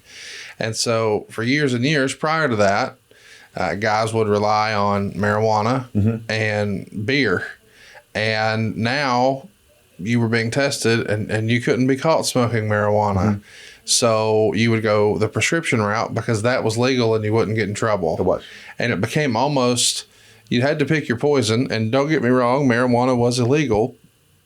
But boy, in hindsight, it would have been better for a lot of guys, wouldn't it? Yeah, it certainly would have. I never used marijuana recreationally. I think we talked about my first experience with an edible. Yes. Yeah. So even when I had an edible, it would knock me on my butt. But I've still to this point never smoked marijuana. Yeah. But even then I understood that, man, it's not the worst thing to have guys. Basically, they get the munchies and they laugh at stuff that doesn't seem funny. Yes, that's what happens. And I would rather be in a room full of funny, hungry guys. Funny, hungry guys in a room full of drunks. Yes. People who smoke, partook in marijuana, didn't get angry. They didn't get in fights. The crazy mood swing was happy. Yeah, it was happy. And I remember thinking even then, even though I didn't partake, that that was a tough thing to take off the table for the guys. Kurt Hennig referred to it as the peace pipe. And he said, when they took the peace pipe out of the hands, then guys started drinking more. Yeah. And at that point, there didn't seem to be a kind of national database, and guys could shop for doctors and have them in different cities. And that's where you started to see the Soma Shuffle, which was completely new to me. I hadn't seen that. And I'm no doctor by any stretch of the imagination, but I also think that the Somas, which are muscle relaxers, allowed the guys to completely relax their muscles, which is when muscles grow in rest. Yeah. So guys who work out hard, there seems to be a reason for it, the need for it. The sleep is really difficult. I was always... But mixing it with alcohol is dangerous. And mixing with alcohol is dangerous. But even Shane Douglas told me at the time when the testing came in that guys would start drinking more, just to get to sleep. It's tough, you know. You're working a nighttime business, and where we differ from touring bands is that the guys get in their buses and they go, and they have beds on those buses. Your real work starts behind the wheel. Yeah, getting from town to town. And trying to, knowing that there'll be one day, especially if you were like me and like to get on the road that night to the next town, you could make it in there by 2 or 3 a.m. and you could sleep as long as you wanted. But then the next day, you're in a position where you're checking into a hotel for 3-4 hours. The Foley rule, and this is where the legendary thriftiness stories come in, is that I wouldn't check into a hotel if I was going to be there less than 4 hours. I would sit on a couch or lay on a couch or lay in my rental car, whatever the case may be. In the long term, I probably did myself more harm than good. By not getting the good rest. Yeah, by not getting the good rest. But what I'm saying is it was really difficult to go from being, all right, I get 10 hours tonight, and this next night I'm getting 0 hours. And not only am I getting 0 hours, but I've got to go home and be the best dad I can be, especially for that first day. Tough, man. So 2 weeks after the Rumble, you're on Raw and you're teaming with Vader, and you're being managed by Paul Bearer, and your opponents that night are the Godwins. Yeah. Two very capable hands that you also worked with in WCW. It's kind of funny. I don't think a lot of people think about those as WCW guys, but all four of you were there, and now here you are. You and Vader wind up brawling outside the ring, and you lose by count out. Is Vader someone you would have been excited about working with in a tag team? Obviously, you guys were paired up thick as thieves in WCW for a while as opponents. Yeah. But now you're going to be tag team partners. How did that strike you? I mean, he had been a top guy there. Yeah. Leon never really got the run he should have had. Agree. I see YouTube suggestions that pop up. Just like so many of you listening see our YouTube suggestions popping up, right? Yes, sir. All right.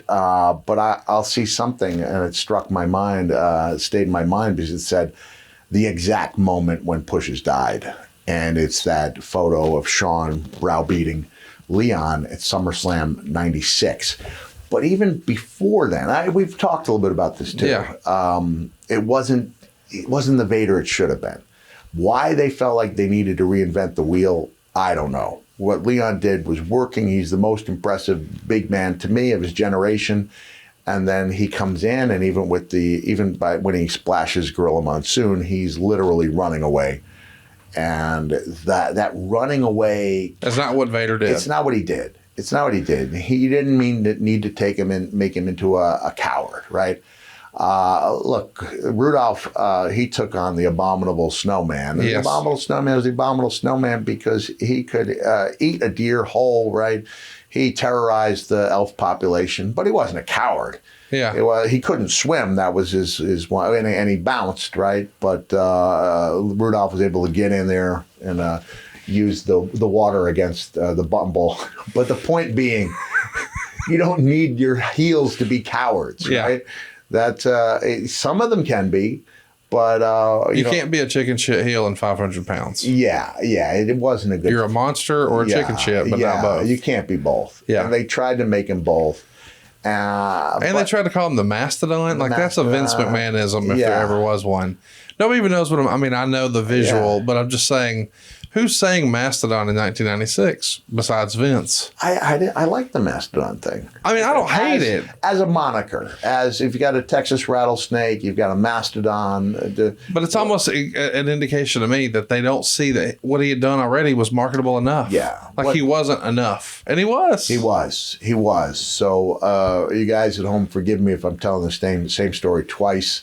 But it's a good story. It's Steve and I, Stone Cold and I, with maybe one or two other people, and Leon's working with Shawn around the loop. It's been made very apparent to Leon that he is supposed to take care of the champion, right? And it's really, honestly, it's really difficult to work Leon, WCW Leon style, around the loop because he hit so hard, and his stuff was so physical. And WWE's schedule was more demanding. WCW, they might put as many dates on the calendar, but so many of those dates were within a 500-mile radius of Atlanta. So you weren't on flights as often. WCW was still a grueling schedule, not as bad as WWE. So just making it and appearing in each town is a credit to the men and women on the card. But Leon is bumping all over the place. He's no longer that wall that needs to be knocked down. Right. He's taking bumps on almost everything Shawn does. And Steve turns to me and goes, hell, Leon's really got that style down, doesn't he? No, he's just got to lose 200 pounds to fit it. Meaning he's working like a guy who's 220. Yeah. And he's not working like a behemoth or a mastodon. And he just got it in his head. But he was still capable, as he showed after he left WWE. He main evented for Japan for another handful of years at a very high level. But man, they just got into his head. And you knew that here in 97. He's coming off of a tough patch. And also, I don't think Leon was ever the same after the Paul Orndorff incident. Man, people accepted you didn't mess with Haku, Ming, that was a given. Barbarian. But Leon was thought to be, on a level. Not that Paul Orndorff was a legendary tough guy, but when Leon was on the poor end of that fight, it really got to him because his head, you mean? When a few drinks would hit him, I mean, he would talk about that fight when we drove. That he could have had him or whatever. He would explain why he thought when he shoved Paul and Paul gave him that first shot, okay, we're even. He didn't expect Paul to commence, and especially Paul had flip-flops on and diminished. Yeah. I mean, Paul was. Yeah, it diminished him in a little sense in front of the boys. But I mean, Paul's arm. I mean, Paul was in a diminished capacity himself. Paul wasn't 100%. So I'm sure Vader on some levels, he's the office and he's older and he's the veteran. Mm-hmm. So I could see all of that. And you don't expect, we're not done. You don't expect that. And he, I remember him just saying, I know in my heart I could beat up Paul Orndorff. Which is a silly thought. It's a silly thought, but it got into his head.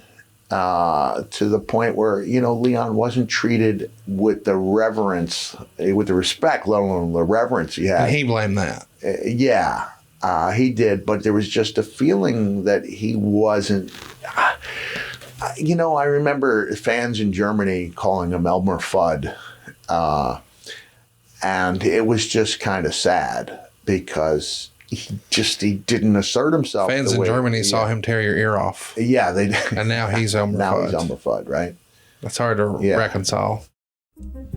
All right, boys and girls, you know what time it is. It's time for me to tell you about Chili Sleep, and I was just telling Mick about it. And here's the thing about this, Mick.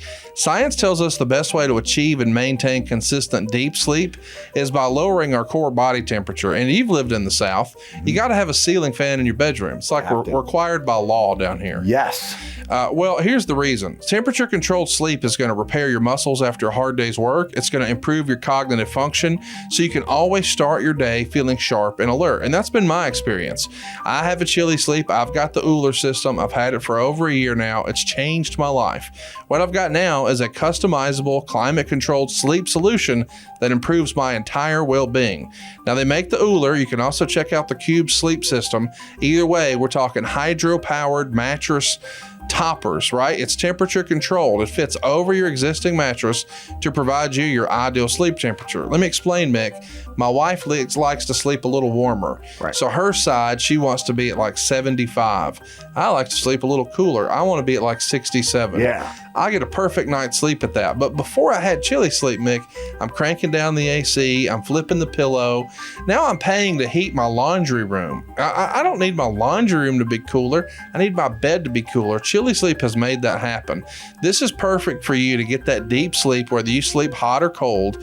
Chili Sleep systems are designed to help you fall asleep, stay asleep, and give you the confidence and energy to power through your day. Real quick, listen to this now. Imagine waking up and not feeling tired. Chili Sleep can make that happen. They've made it happen for me. Prior to Chili Sleep, Mick, I was sleeping like 5-6 hours a night. With Chili Sleep, I'm 7, 8, 9. I even slept 10 hours once with Chili Sleep. It's unbelievable to wake up and not feel tired. Sounds incredible, because I'm the same way. My wife likes it hotter. I like it cooler. I lose out.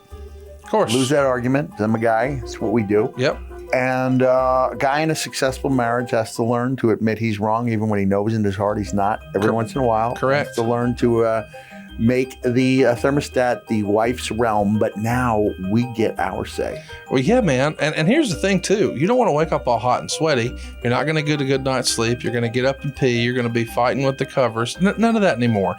So head on over to chilisleep.com/Foley to learn more and save 30% off the purchase of any new Cube or Uller sleep system. This offer is available exclusively for Mick Foley listeners and only for a limited time. That's Chili, CHILI, sleep.com/Foley to take advantage of our exclusive discount. Wake up refreshed every day.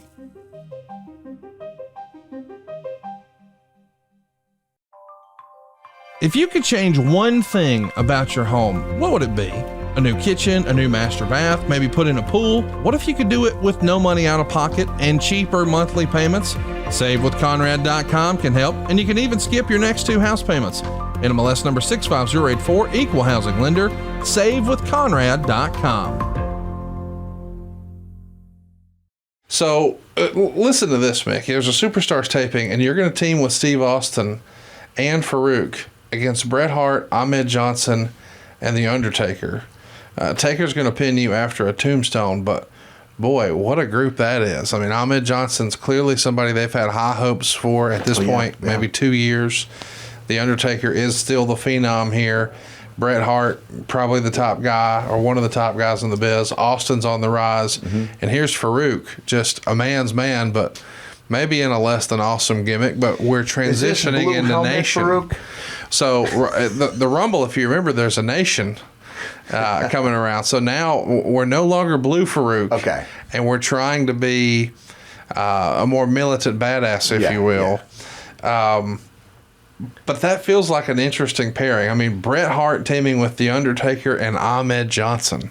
Interesting group. First of all, let me go back to our inability to defeat the Godwins. Yes. So, not a knock on Phineas I or Henry O, but if you're not getting a win over, if you're Vader and Cactus Jack and you're teaming up, which could be seen as a super team, you know, if you want to, it could be multiple time world champion, and you can't score a win over. Listen, jumping ahead to post-Mania, when I was the Undertaker's first opponent in Revenge of the Taker, Leon and I couldn't beat the Headbangers. Right. Like, we had a double count, whatever the schmaz was, but when this is going back to what we talked about at the top of the show, do losses hurt you?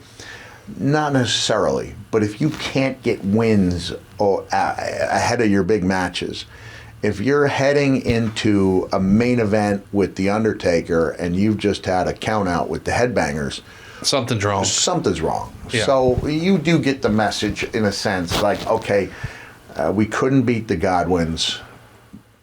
How does this bode well for us?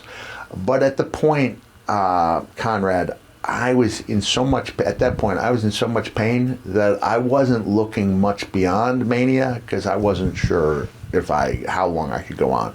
Yeah. I honestly thought, and I think I wrote about it, I thought it was the end of my career, because we're not talking about 2 or 3 weeks with bad sciatica. We're talking about August to now. August through March, and it was a big part of the reason why I think my match quality dropped off in 97, picked up again in 98. Characters came on strong in 97. But if I had to pick a best match of the year for me, it'd probably be me and Triple H, September of 97. Things were getting a lot better by then, physically for me, and creatively as well. Cactus Jack, maybe. Yeah, Cactus Jack on the comeback. But there was a pivotal moment where a Middle East tour was canceled. And that gave me 2 weeks off. And prior to the 2 weeks, we were looking at definite minor surgery, possible major surgery, and whatever God was, what God was looking out for me. I'm not so sorry, not insinuating more than one. Just saying that whatever the situation might be, whether it was God looking out for me or whether it was just nature taking its course, whatever was pressing on my sciatic was largely relieved after that 2 week layoff. Wow. And I felt, and I did have the minor injections done, but I avoided major the needle surgery. in the needle, in between the discs. Yeah. I think it's cortisone that coats it, and it can have an incredibly healing for weeks or months or whatever. Yeah. And that gave me a second lease on life. But as we approached Mania, I wasn't sure that I would ever have another Mania. Are you trying things like the inversion tables and all that? Oh, yeah. I'm trying everything I can. I'm going to the chiropractor. I've got the inversion table. I'm going to a guy that's got the table that stretches you. Yep. I'm doing everything I can think of, all of it coming out of my pocket. And like I said, if I'm coming home, if I've got 3 days off, that first day spent being super dad, the second day spent trying to heal up everything I can and running errands. So you didn't have a lot of free time. Were you in the back of your mind or actually planning with your wife, hey, what's a backup plan? Sure, yeah. And I didn't know what it was. Yeah. We really didn't know what it was going to be. We tried a couple of things, cactus jackets in '95, which was a failure. But you ran it in like the back of magazines. Yeah, right? I ran it in the back of the motorcycle magazine. But we were getting Pakistani leather, which is going to be the antithesis of what the Easy Riders, readers would like. Because it was so much cheaper to get, I guess, water buffalo from Pakistan than it was cows from the U.S. So the cactus jackets was a failure. We did get into the surplus business, which meant that I got a great cachet of WCW belts that actually sold at the gimmick table when I wasn't there. This is before, now anyone can go online and order themselves a replica belt. These were foam belts, but high quality. And so I was able to find through the surplus business wrestling stuff that would sell for me. So to make an extra like $200, $300 a night when you weren't at the table was a pretty big deal at the time, for sure. So you work Bret Hart for Shotgun Saturday Night at Webster Hall in New York City, and I can't believe this is real, but I think this is the only time you're ever in a one-on-one match with him on TV. On TV, yep. I think I only had 2 singles matches with Bret, one Shotgun Saturday Night, and the other one was house show matches. It was one of 2 matches, house show matches I wish I had on tape because they felt magical when they're taking place. The other one was one with Shawn Michaels at Madison Square Garden where we just tore the house down. But Bret really liked the Mankind character. I remember when he and I got together, he asked what I'd like to do. I said, Bret, this is supposed to have a really gritty feel. At that time, that's what Shotgun Saturday Night was. Raw originally was supposed to be Raw because it's rough around the edges. And then with WCW applying that type of pressure, that quickly, became secondary or even eliminated completely, where Raw became the state-of-the-art, ultra slick production. But at that time, Shotgun Saturday Night was supposed to look really rough around the edges. I loved it. And I said, Bret, I think we should just go out there and call it in the ring. There may have even been one botch in that I occasionally would not know which way to go on a neck breaker.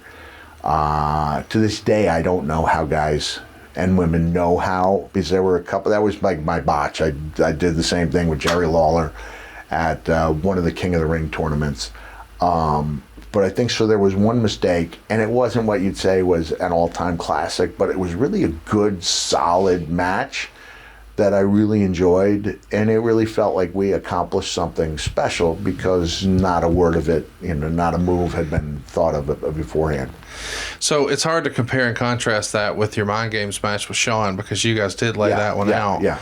And I'm not asking you to say, hey, who was a better opponent? And I know a lot of fans want to have the Mount Rushmore discussion. I'm not looking for that. But on a scale of 1 to 10, most of our listeners think Bret Hart was a 10 out of 10 in the ring, because his stuff even today still stands up, and you're able to suspend disbelief, if that's the right phrase. Would you agree? In the ring, Bret's a 10? Bret was amazing. Yeah, and he had such a wide variety of great matches with a wide variety of opponents. Yes. So he could have the great match with a character-driven performer like Undertaker, even before Taker became more match-oriented, And I think that was about the time that he and I got together. He told me he wanted to start trying more things that took him a little out of that character, but somehow felt safely inside it, if that makes any sense. He made it work for the character, but he wanted to expand what he could do. But going back to Bret, he would have a great match with the consummate technician. He would have a great match with the brawlers, and all of his stuff looked great. And he referred to his punches as being the rubber mallets because he laid that stuff in.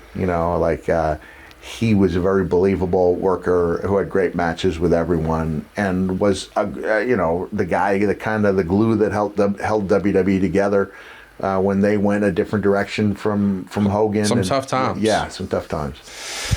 So Monday Night Raw at the Sky Dome, which is a big time show. Yeah. I mean, the idea that, this is a company a few years prior to this is running events in high school gyms, and now they're at the Sky Dome.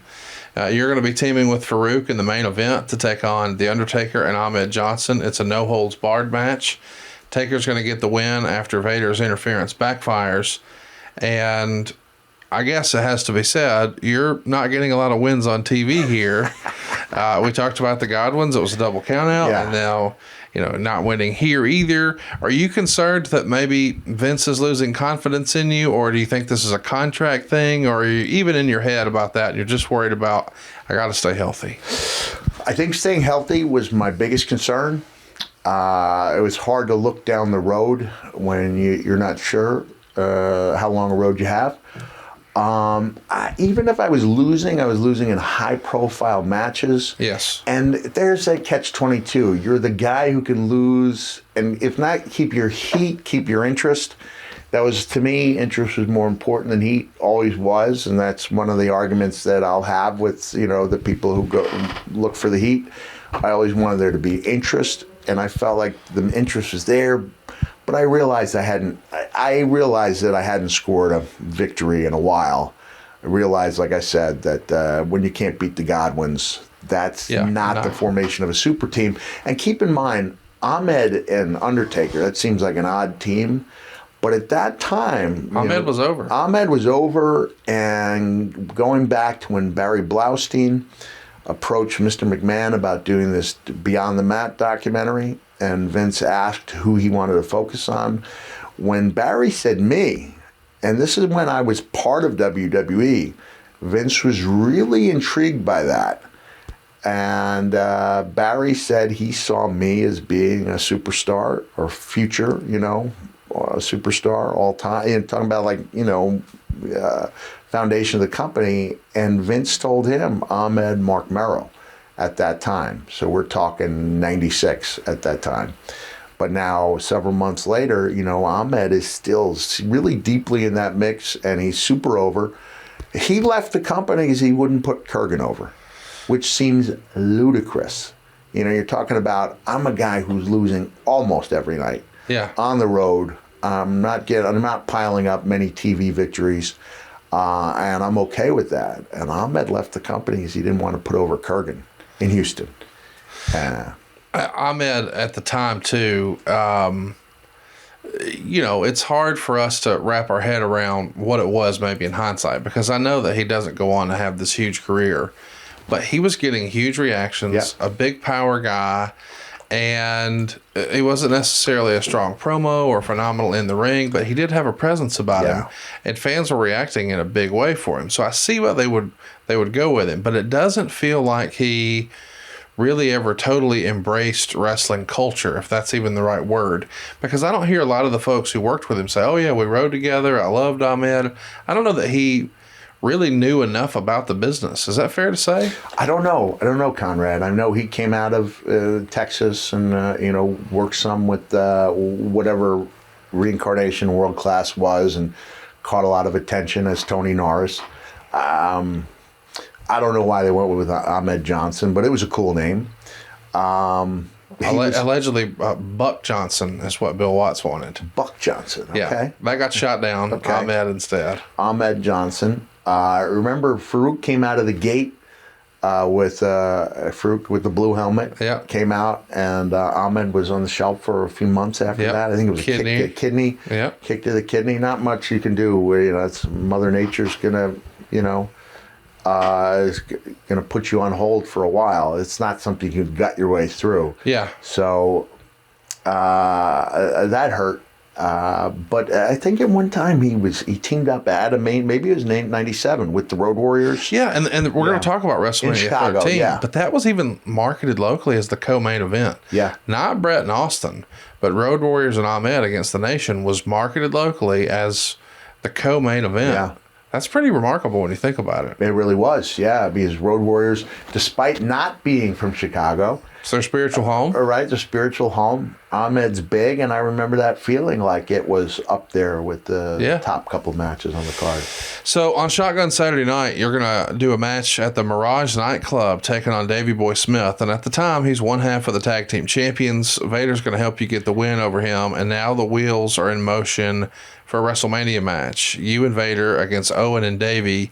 When do you find out that's the match? Do you know just that day at Shotgun, or do you find out ahead of time, hey, here's what we're thinking. Since you poo-pooed the Marc Mero thing, we're going to do this tag thing instead.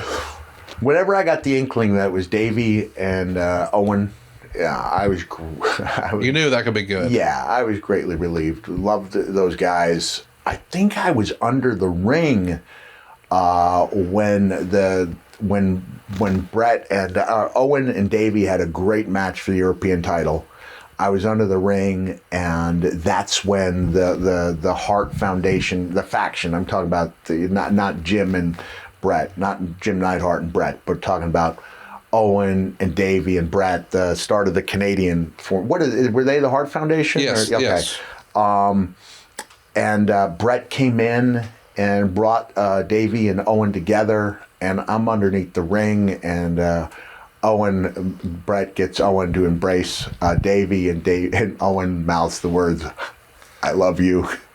And I'm under the ring getting ready for my thing with Undertaker. I think, we talk about how I spent a great deal of time under that ring for hours on end as a personal rib on me. But thinking what a privilege it was to watch that match, and then to see how Owen could go from being this amazing world-class competitor to making me pop underneath the ring with this little, I love you thing. And they formed, and that was the start of that Hart Foundation, which was very successful. Yeah. 97's a fun year, man. So around this same time, Raw is going to expand to 2 hours, I think beginning of February.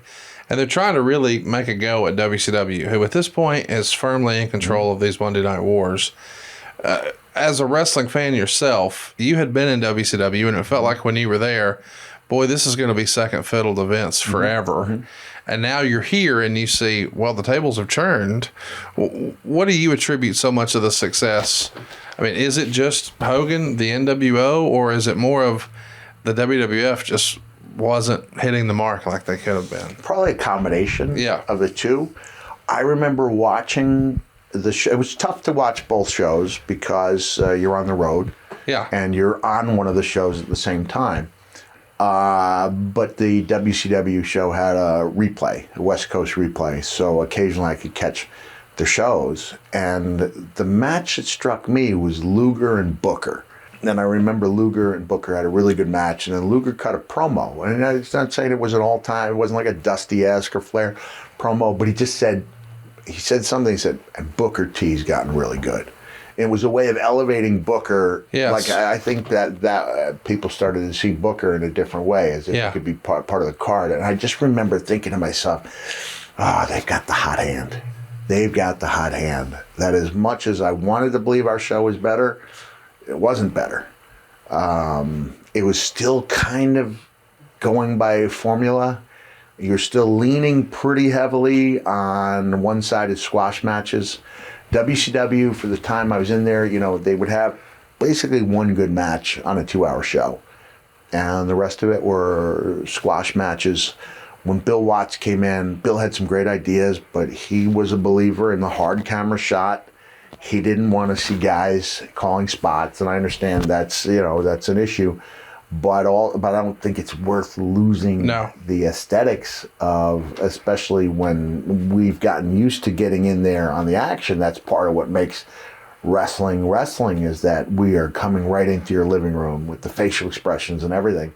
And now we're losing the competitive matches. We're going back to a more one-sided match format, which was bad for wrestling. And now the wars hit. The Nash and Hogan thing is a bullseye. Hogan joins the group, and eventually they overplayed that hot hand. Oh, of course. Right, to the point where it became, comical how many people were in the NWO, and they had to start subdividing into Red and Wolfpack. And I guess if you weren't in the NWO at a certain point, you probably weren't in WCW. Unless you were DDP. Right? And that's what made DDP stand out, is he was kind of like a lone wolf at that time. Yeah. He was apart from the wolf pack. But yeah, they had the hot hand and we did not.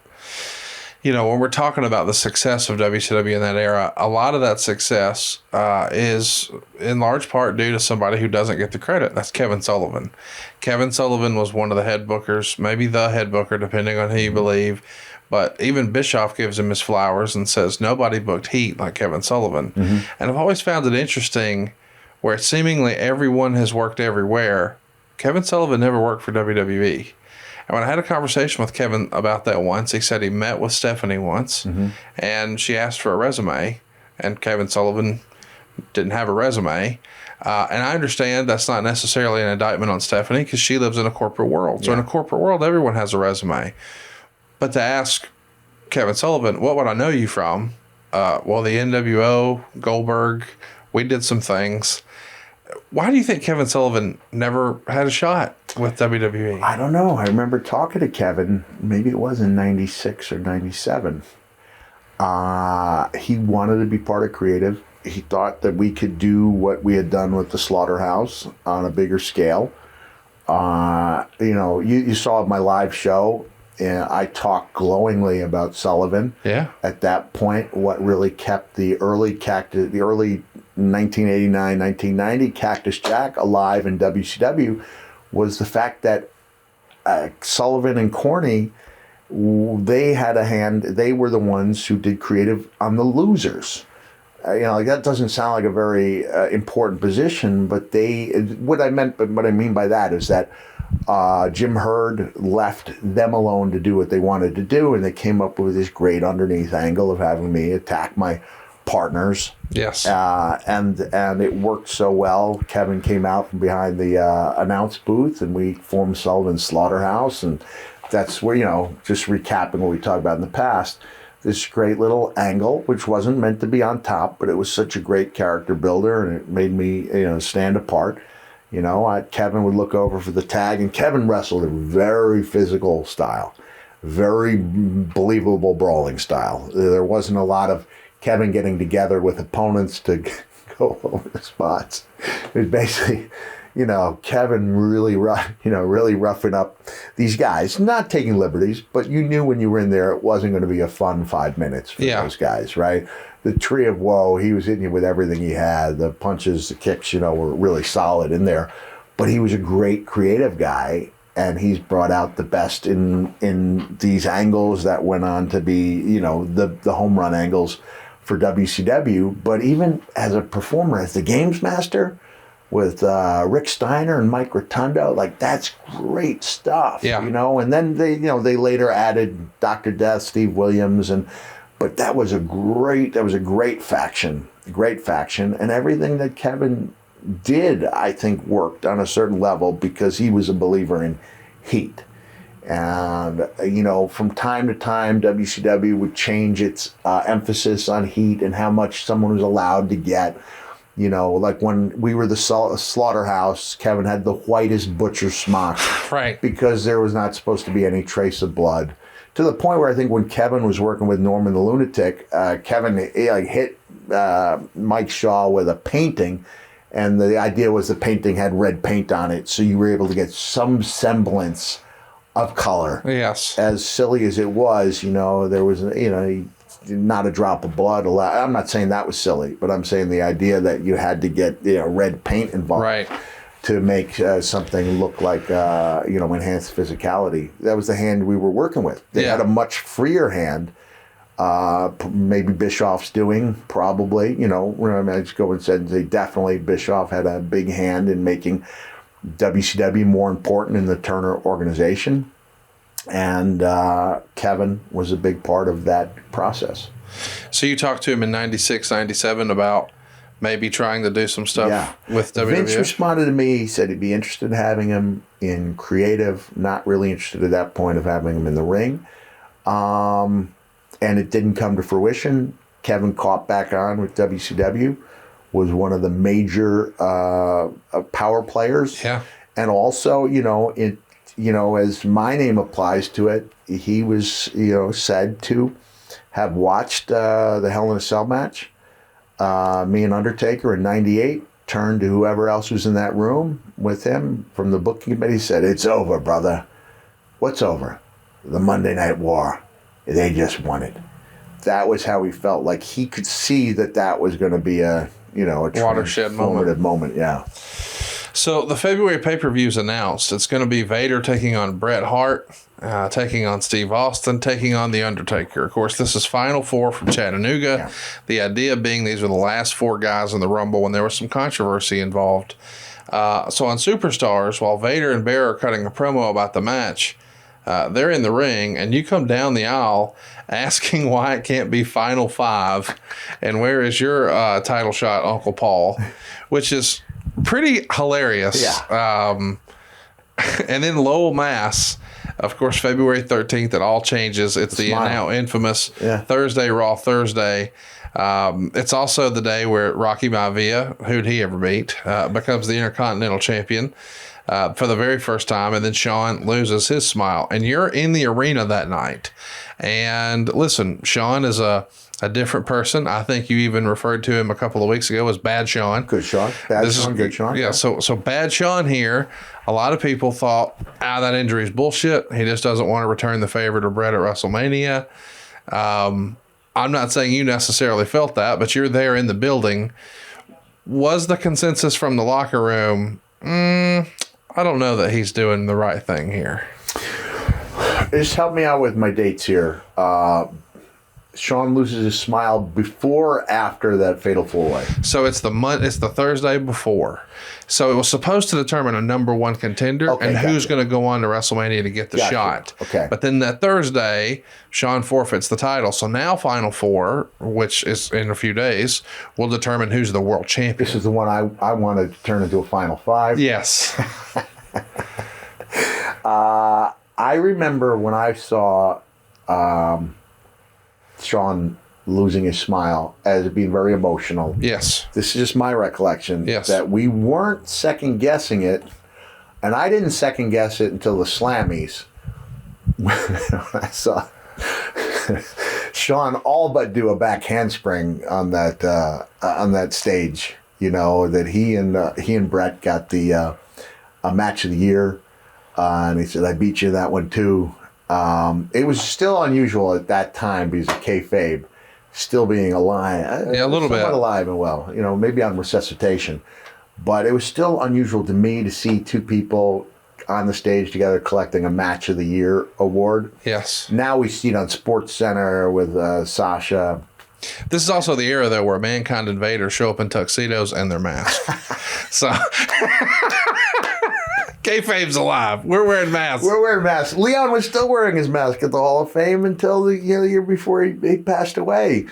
But yeah, we were there in the masks, and I won a Slammy for Loosest Screw. And at that point, I was sitting with the Headbangers. I think I even threw them the trophy. And this is also the night that Leon suffers an injury because of a prank that Bret Hart plays. So we'll get into that momentarily because that's leading up to our Mania match, it's a big which is moment. just a couple nights later. We're both wearing we're both wearing our masks. You're protecting kayfabe. Going back to Shawn, I'm sitting there and I'm seeing Shawn, who does not look like a guy with a career-ending knee injury, but up until that moment on stage, I didn't doubt it. He lost a smile and injured his knee. And it's important. Now we look at losing your smile, and we understand sometimes you have to step away because... Yeah, mental health is a different conversation now than it was back then. Right. But I would say losing your smile is a mental health issue. Of course. And you get worn down. There's no rigor of the road, to me, like WWE. And to be that guy with that weight on your shoulders, especially pre-Attitude Era when we became that collective WWE juggernaut. Before that, there was more pressure on the main events to draw, and your tenure as champion was seen as being a success or failure based on house show attendance. So it's down, and you're hurting, and I don't think we're speaking out of school. He's probably over-medicating. So he's not himself in any capacity at that point. Right. Yeah. And it's not what it was. It's not. There's this little conversation I had. This might seem like a tangent I'm going off on, but there's this story in my Santa memoir about being in the front row at Madison Square Garden for a Knicks game, and I'm sitting there, and this time, like I am today, I'm over 300 pounds. I'm taking up more than my allotted cushion. And so, beautiful young lady sits. I see her approaching to sit down. Turns out she's with her mom. And I can see the hesitation on their face because people are sitting in the front row. They don't want to sit next to me. If you're sitting next to Spike Lee or Ben Stiller, and guys that were there, that's you sit next to this guy. And so I don't think this is a well-known story. So I understand this poor young lady, she's like sitting like this. If I'm to her right side, she's all but huddled over. And now the MSG team comes over to me, tells me they're going, have I told you this story? No. Okay. All right. Okay. It's a pretty good story about timing and it's still that, I'll tell you why I enjoyed it after I tell you the line. Once they come over to me and say, okay, we're going to talk to you at the end of the first quarter. We have about 45 seconds. Now, they're talking to me during a 1-minute timeout. So by the time they walk away from me, there's probably 20 seconds left in the timeout. And the young lady says to me, oh, so they're going to interview you, huh? I said, yeah. She said, about what? I said, about a book I wrote. So now we got 5, 6, 7 seconds left. She goes, what's your book about? I said, it's about my time in prison. And the buzzer hits, timeout's over, and the poor woman is just huddled like this. There's a photo where it looked kind of like, she looks kind of like my daughter, right? Beautiful young lady. And it looks like we've known each other for years in the photo, because what the photo is, it's of me on the scoreboard, and she sees that it's me being inducted into the WWE Hall of Fame. And then they show me over there, she goes, oh, wrestler, huh? And so she tells me that she was a Rockette. And then she's, oh, that must have been incredible being a big Christmas fan like I am. And I said, what was that like? She goes, oh, sometimes it was like Groundhog's Day. And I said, I bet you wrestling and dancing have more than you think in common. And she said, why is that? I said, because I bet there were moments when you had to remind yourself that you were doing exactly what you always dreamed of.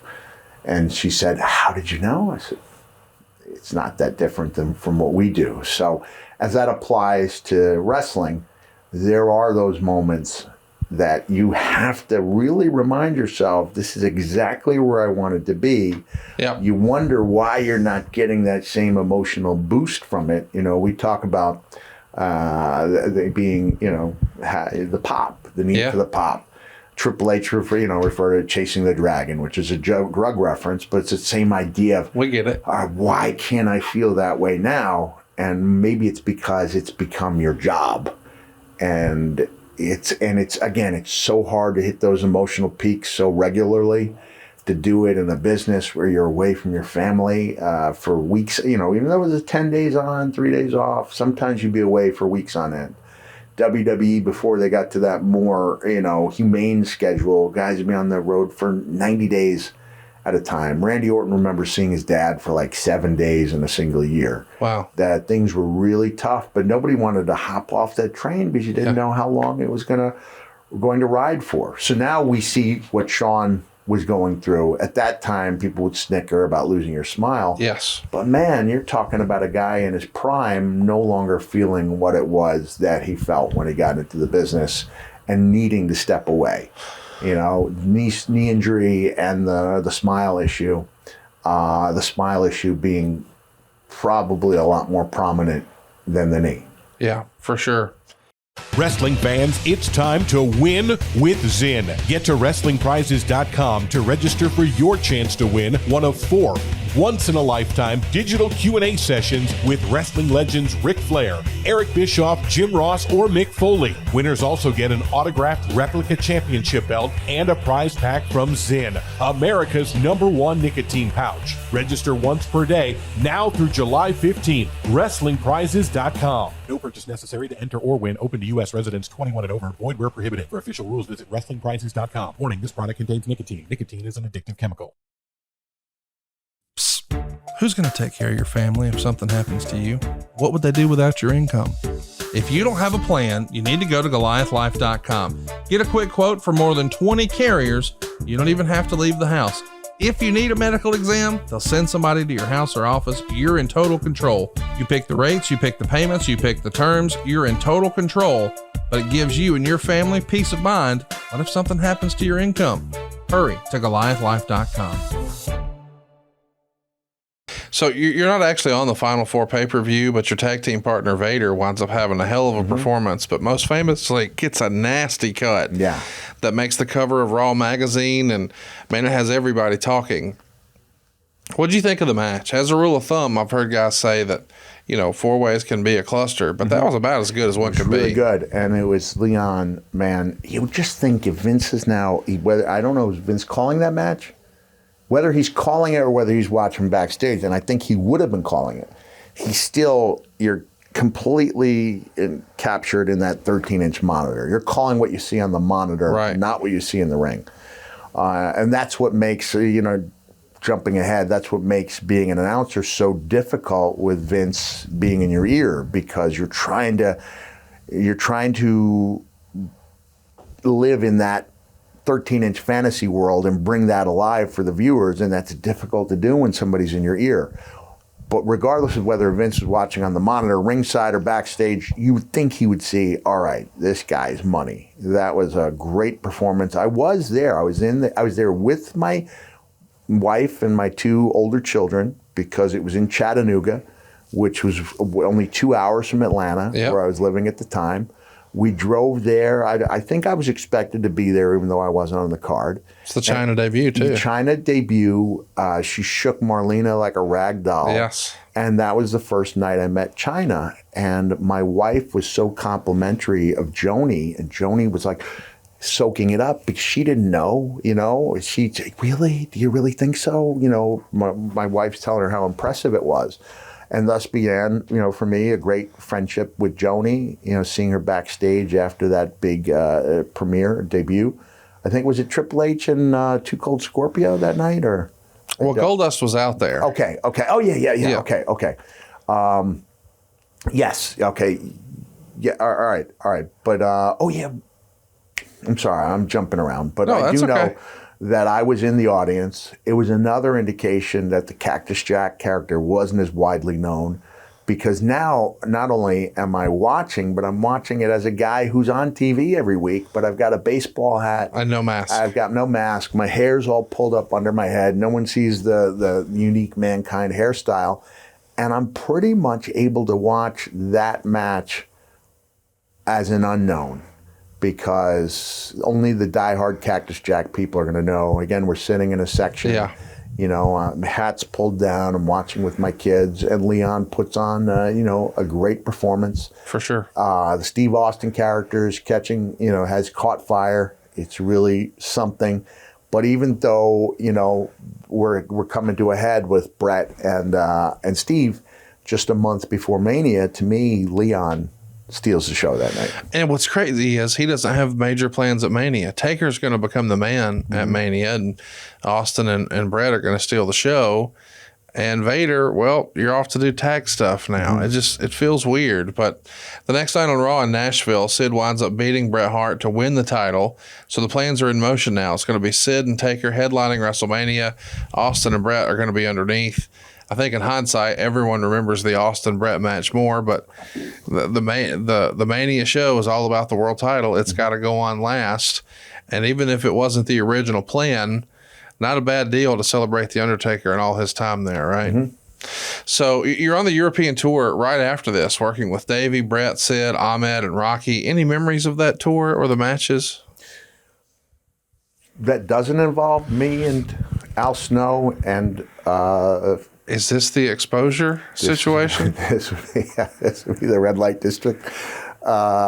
This is my greatest memory of that tour, is going to the red light district. Okay. And this used to be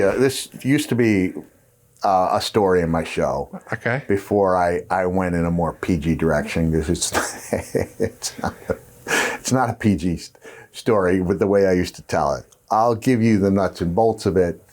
Basically, me, Al Snow, a wrestler who specifically said he doesn't want to be mentioned, and I have to respect that because he has a private life here. And another wrestler whose name I won't mention, but is the biggest star in the world right now.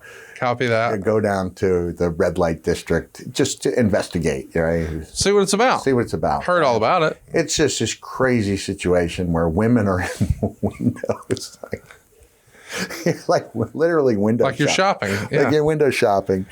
And we opt not to go in that direction, but we do go into a club where a live sex act is taking place, and there is a man and a woman. Typically, yeah. Yeah, a man and a woman performing a live sex act on stage. And this guy is putting on a performance for the ages. And Al Snow realizes that he's doing it while wearing a knee brace. Like, he's working hard.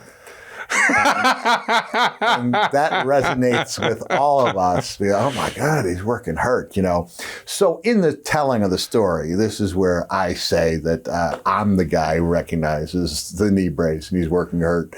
And I mention it to the other wrestler's name won't be mentioned. I mentioned it to the guy whose also name won't be mentioned, but is the biggest star in the universe right now.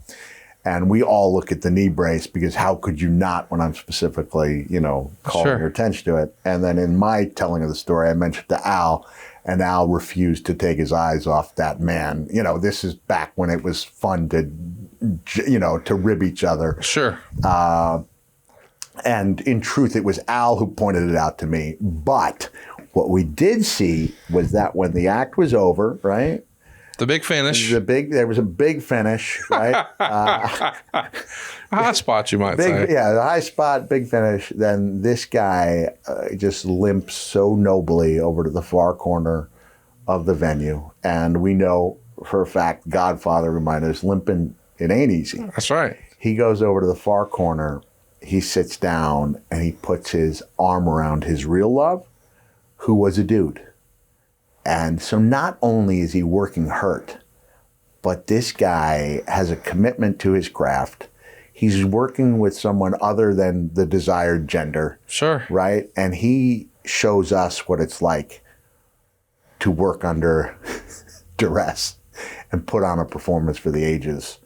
And without that performance in mind, I'm not sure I could have gotten up from that second fall through the Hell in a Cell. Because if that guy can do it. He can do it, then he can do that. If he can do that, working hurt, working with someone other than his preferred gender. That's the ultimate kayfabe, too. Certainly I can find it in myself to get up from Hell in a Cell. That exceeds any expectation I had for a memory of that tour. So thank you for that. You want to know what I remember about working the matches? Not a damn thing. No. This, again, your mind gravitates to what made the impression on you. And that is that guy, right? That guy putting on that performance. Don't remember a darn thing about that tour. So you missed the Raw from Manhattan Center where we see the ECW invasion.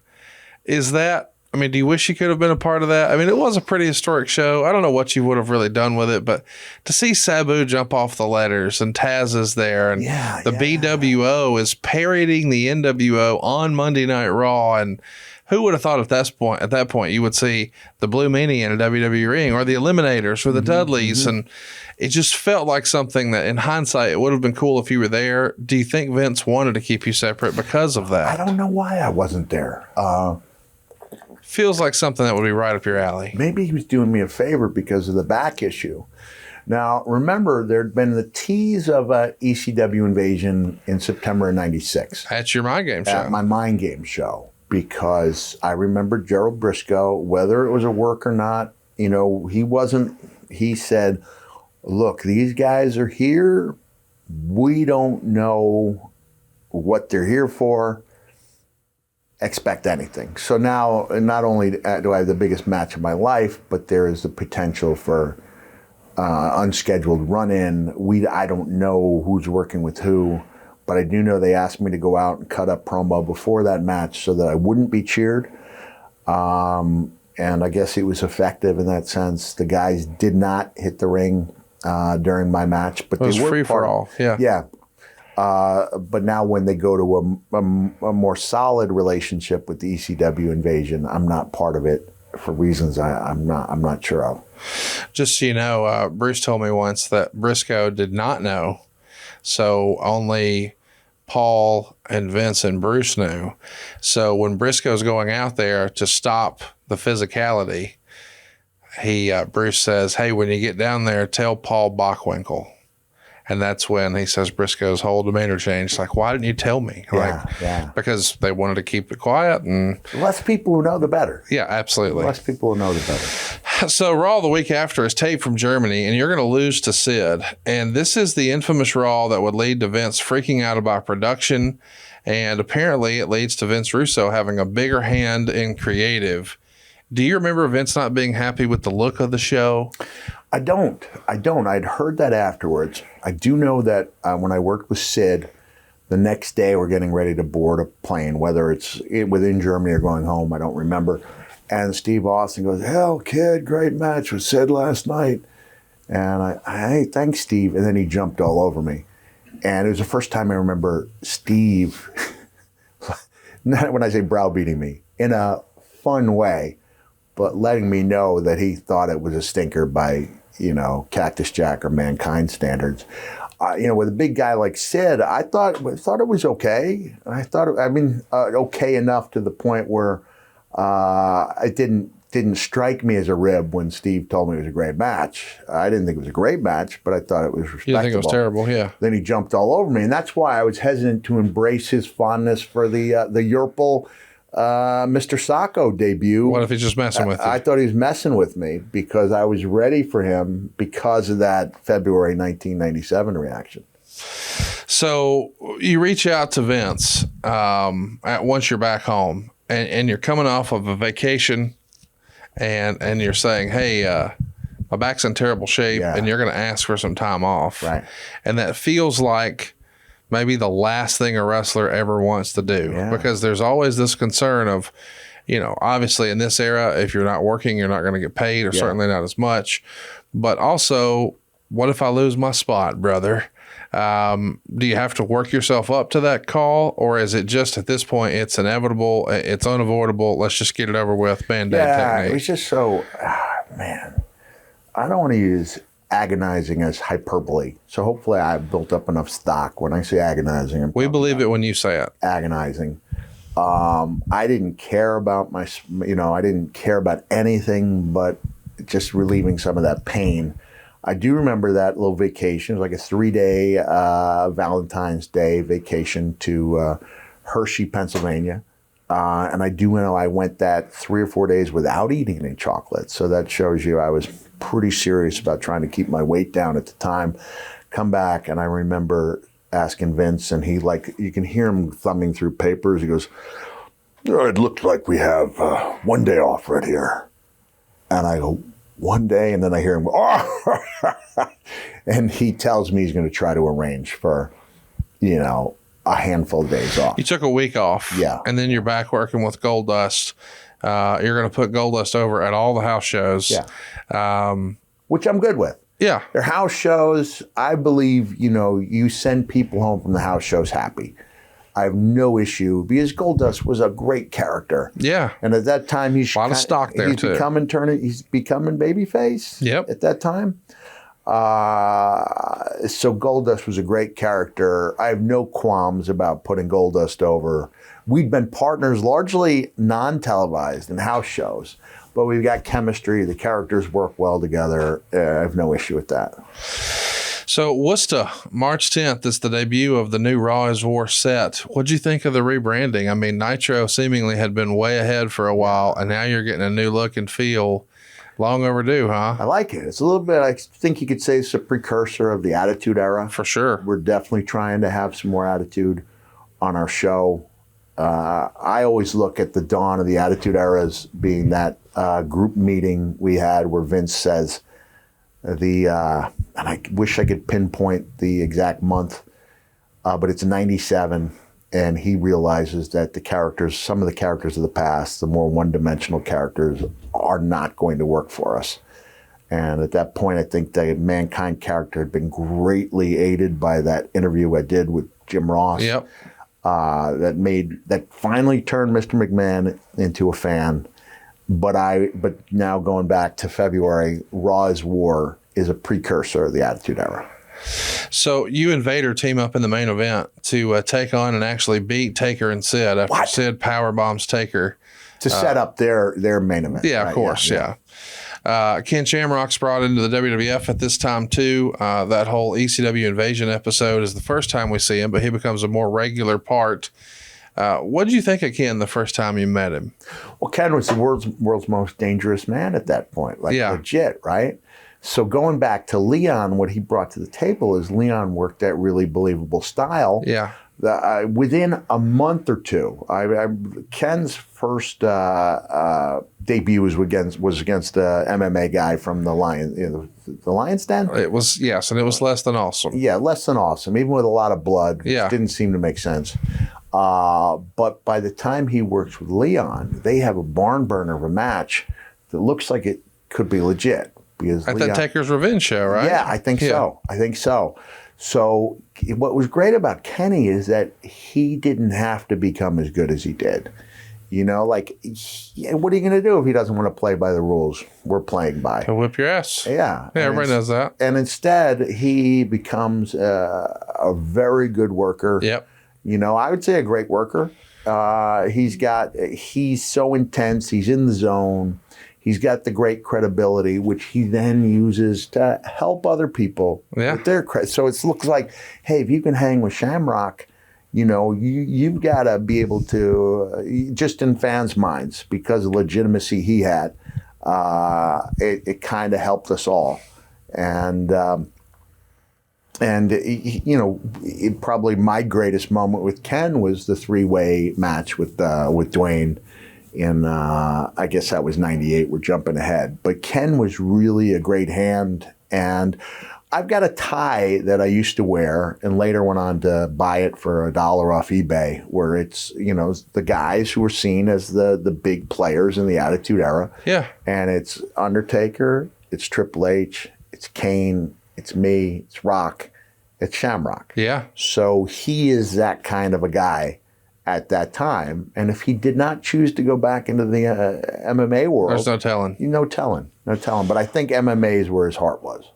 So at MSG on March 16th, there's a Vader and Taker casket match. And, of course, you come out of the casket during the match, put the claw on Taker, and help Vader get the win. I take it this is like the ultimate rib. If we can't put him under the ring, let's stick his ass in the casket. Well, I would have found a way to get from underneath the ring into the casket. That was part of the magic of WWE. So I would not have been in a casket for 5 hours. Well, maybe I did. Oh, no. I would have had to have been under the ring the whole day because that was the rib on me, right? No reason to break that rib just yet. I only found out like maybe 2014 that didn't have to be that way.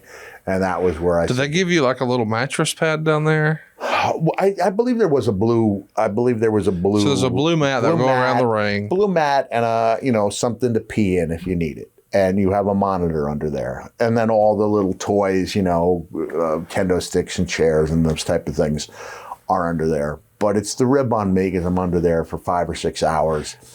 And let me give context here for a minute. This is pre-smartphones. Yeah. There's nothing to do under there. Right, nothing. There's no light. It's not like you can read a book. Right. And it's not like you can, scroll Twitter. You're just listening to guys pound away at the mat and fans hoot and holler for hours on end. Yeah. And the sound under the air is almost deafening. Yes. And so do you wear a headset? No. You try to pee before you go out there. You hope you won't have to pee. I was told that a Kurt Hennig rib was when there were like 4 guys under the ring and he brought the fart spray, which is just, I already took a shit. That's real. But he may I don't know. But I didn't have fart spray with me, and I was by myself under there. It would have been nice to have some company. Hornswoggle fell asleep once, right? Yeah, probably. He spent a great amount of time under there. I'm not sure if they... I think he fell asleep and missed it once. Did they smart him up to the rib, or did he have to go under there for hours? I think he's finding out right now. That he didn't need to be that way? Yeah. I didn't need to be that way. But when I was under there for a while. And I don't care who you are, how tough you are. It's not in our nature to feel comfortable while getting buried alive. And it's not in our nature to feel comfortable in a coffin. Yeah. And so we do both of them. Given my choice, I'd rather be in a coffin than getting buried alive. Yeah. But it's still an uncomfortable thing, especially when the boys in the back play a rib on you and don't let you out for minutes. So it's less than ideal. Yeah, it's less than ideal. So Taker gets the advantage as Vader and Paul run off. You get put in the casket, rolled into the back. And then Syracuse is the go-home Raw and the scene for this infamous Bret Hart promo after the Sid Cage match that everybody was talking about. As a reminder, people know what happened. But Davey Boy beat Vader by DQ after you interfere. It's a big brawl. Owen's involved. And now we're on a... What was the Bret interview? So if you recall, it was a cage match, and afterwards they go to commercial, they come back. Sid won. Bret was cheated. So he flips out. He pushes Vince McMahon down, and he, says "goddamn" into the microphone, and this is bullshit, and blah blah blah. And I mean, it was a pretty strong promo with a lot of foul language, and there was an overrun, and apparently it was all approved and blessed. But I think you could go back and you could say that Monday Night Raw is probably the first time that attitude was really a thing. Yeah, maybe they weren't calling it that yet. But you didn't have Bret, this, all-time babyface at that point, saying GD, and no, that wasn't a thing. And here it happened. But it was also almost an acknowledgement that Vince is the boss. He's not just an announcer. Right. And then Stone Cold came on the monitor, or the Jumbotron, if I remember, and he said something like, Bret, if you'd been screwed as many times as you said, you'd have struck oil by now, and here comes Sid. But it was a nice way to build WrestleMania. Yeah, and it's a nice way to get the consummate champion into a feud that doesn't revolve around a title. Yes. So that you have the title, between Undertaker and Sid, which is billed as the main event, but you clearly have this great feud with Bret, who's the most beloved wrestler in the company, against the shooting star. I won't say shooting star because Steve, once he got there, stayed there. But you have this rocket taking off in Steve Austin. And now I'll argue that at least in the top 5 great Bret Hart matches is a match that has nothing to do with the title, but everything to do with pride. Yeah, and it gave you like a little tease of what was to come with the big double turn. Yeah. You got to see this harder edge of Bret. But Shamrock's shorts were pretty tight that night, weren't they? Did he take a look at the shorts that Shawn wore as a guest referee? Say nobody's going to outdo me when it comes to the short shorts. It's funny. You wear trunks and that's fine. But if your shorts aren't down almost to your knees, we're offended. You were offended. And it's like post-'80s basketball where everyone wore the short shorts. Yeah. And Ken's wearing some tight shorts. And he's wearing no sleeves on his referee shirt, That's right? Correct. But he is the acknowledged baddest man. You know, he was the world's most dangerous man. Yeah. Him being in that is a big deal. And you've got the double turn with Steve and Bret in one of the great WrestleMania matches of all time, which is, like you said, maybe not even the semi-main event by local Chicago standards. It was third from the top. Yeah. But in my mind, it's the real main event. Yeah. But let's talk about your match because you're excited, I guess. I mean, hey, we're hurting, but we got a little bit of time off. But we're going to get a WrestleMania payday. We're finally going to be on a WrestleMania. Thank goodness it's not against Marc Mero. Mm-hmm. But it's a tag match. And not only is it a tag match, it's 2 heel teams. Yeah. That's a little unusual for a WrestleMania match. It's normally a baby face versus a heel that's been built for months and months once upon a time. And now, maybe not as much, but there's some very capable performers that you're very familiar with. Yeah, yeah.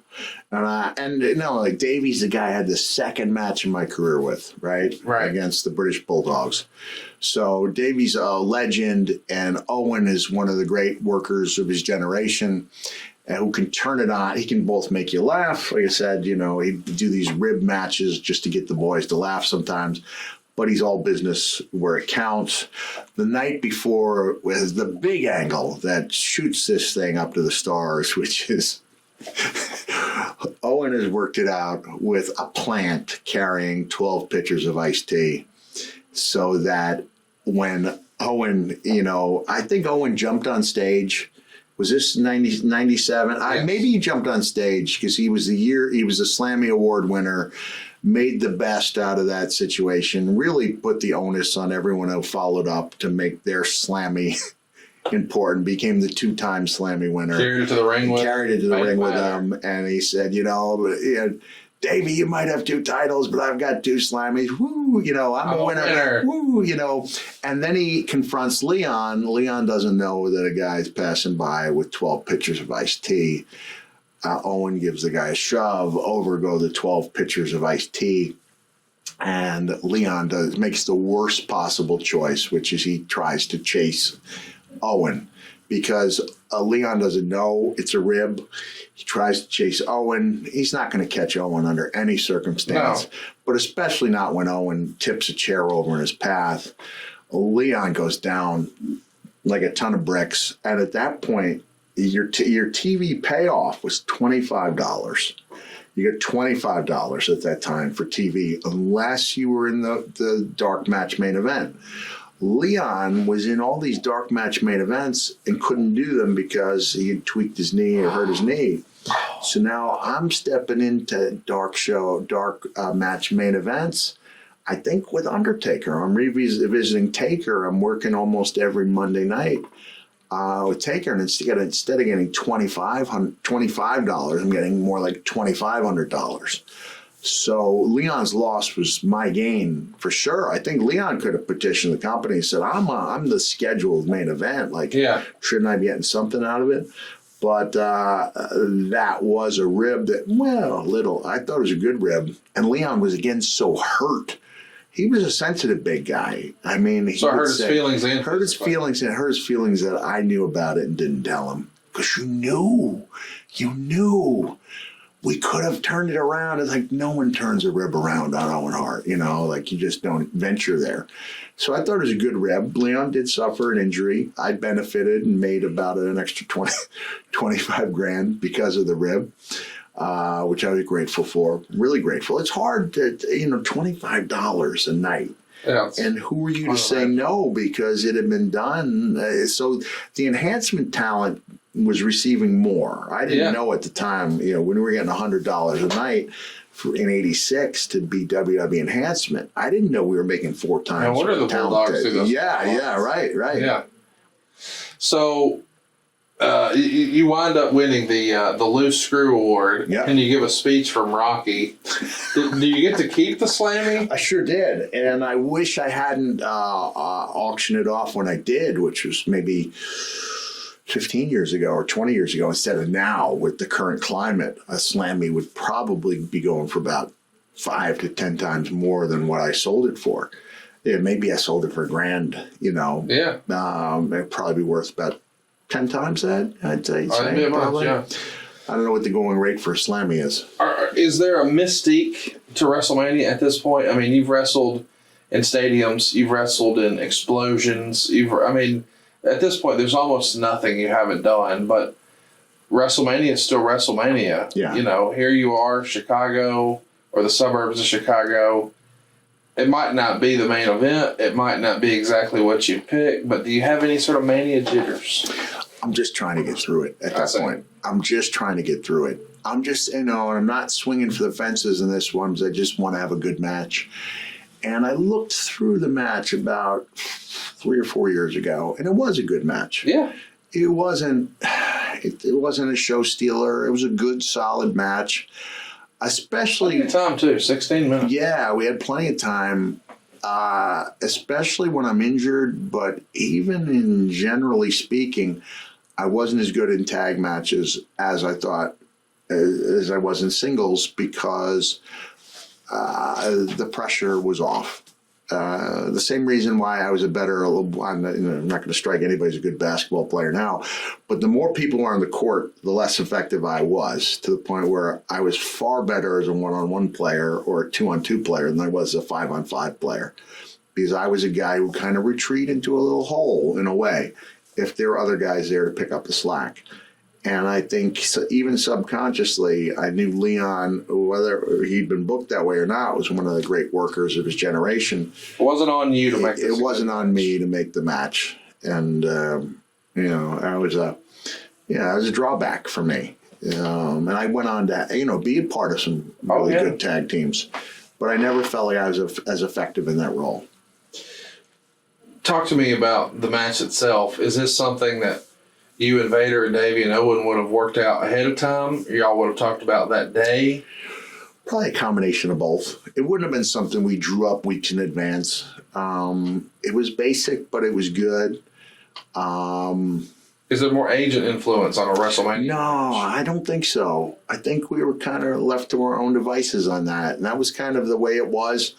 I can't speak for Mania, but I don't. Up until I wrestled Edge in 2006, I don't remember agents being as omnipresent as they would later become. To the point where it was frustrating to have to go through an agent for everything. It really was. But at that point, I got Pat would have great input, but he would listen to what you had to say.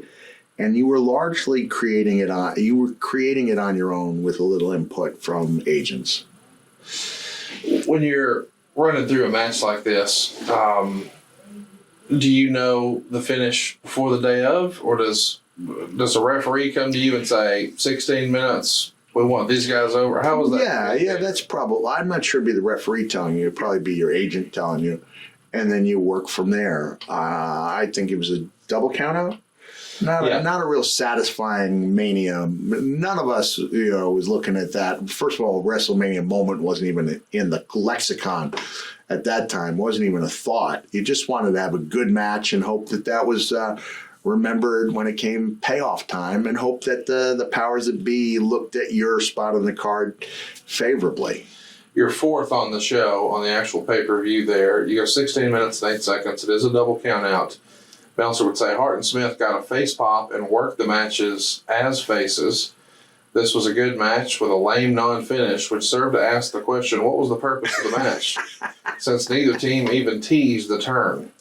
That's interesting, I guess, because I think from a storyline standpoint, you do expect if there's two heel teams, well, we're going to start to love somebody, but that doesn't really happen. No. But I guess it would have been really difficult to think about Vader and Mankind working as babyfaces. Right. And I think the idea at that time was for Leon and I think we were forming a tag team with the idea that it would break up and be the feud that it should have been in WCW.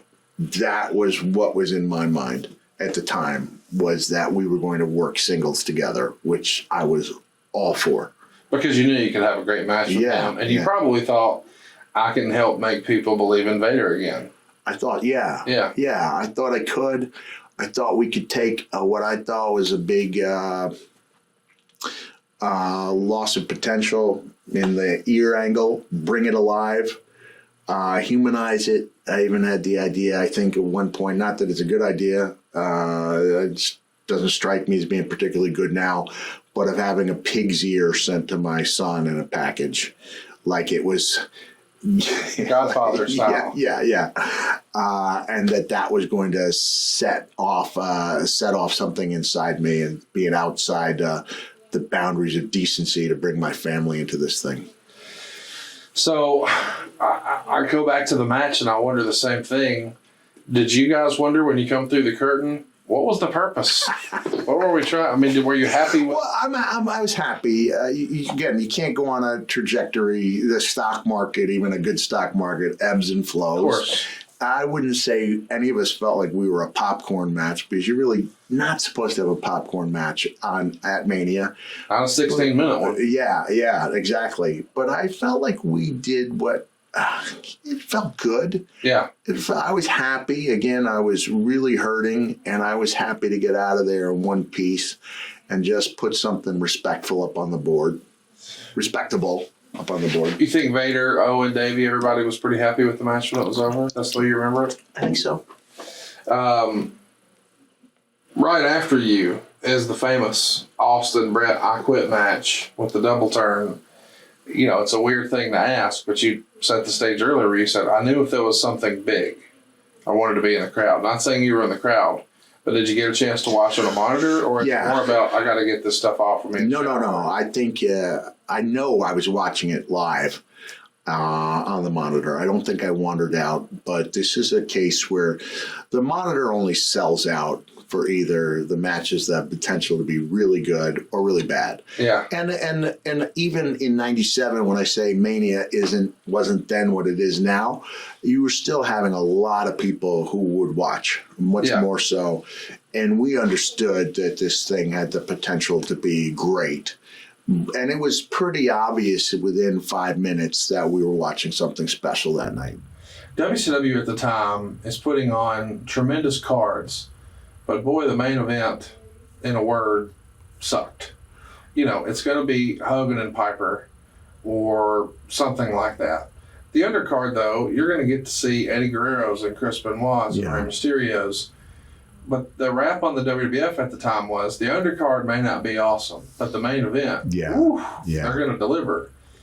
And I felt like at the time that match with Bret and Austin was almost like a momentum shifter. Now, that didn't prove out in the ratings. Right. But it certainly felt like, man, there's nobody in WCW who can do what these guys just did. Did you feel the same way at the time?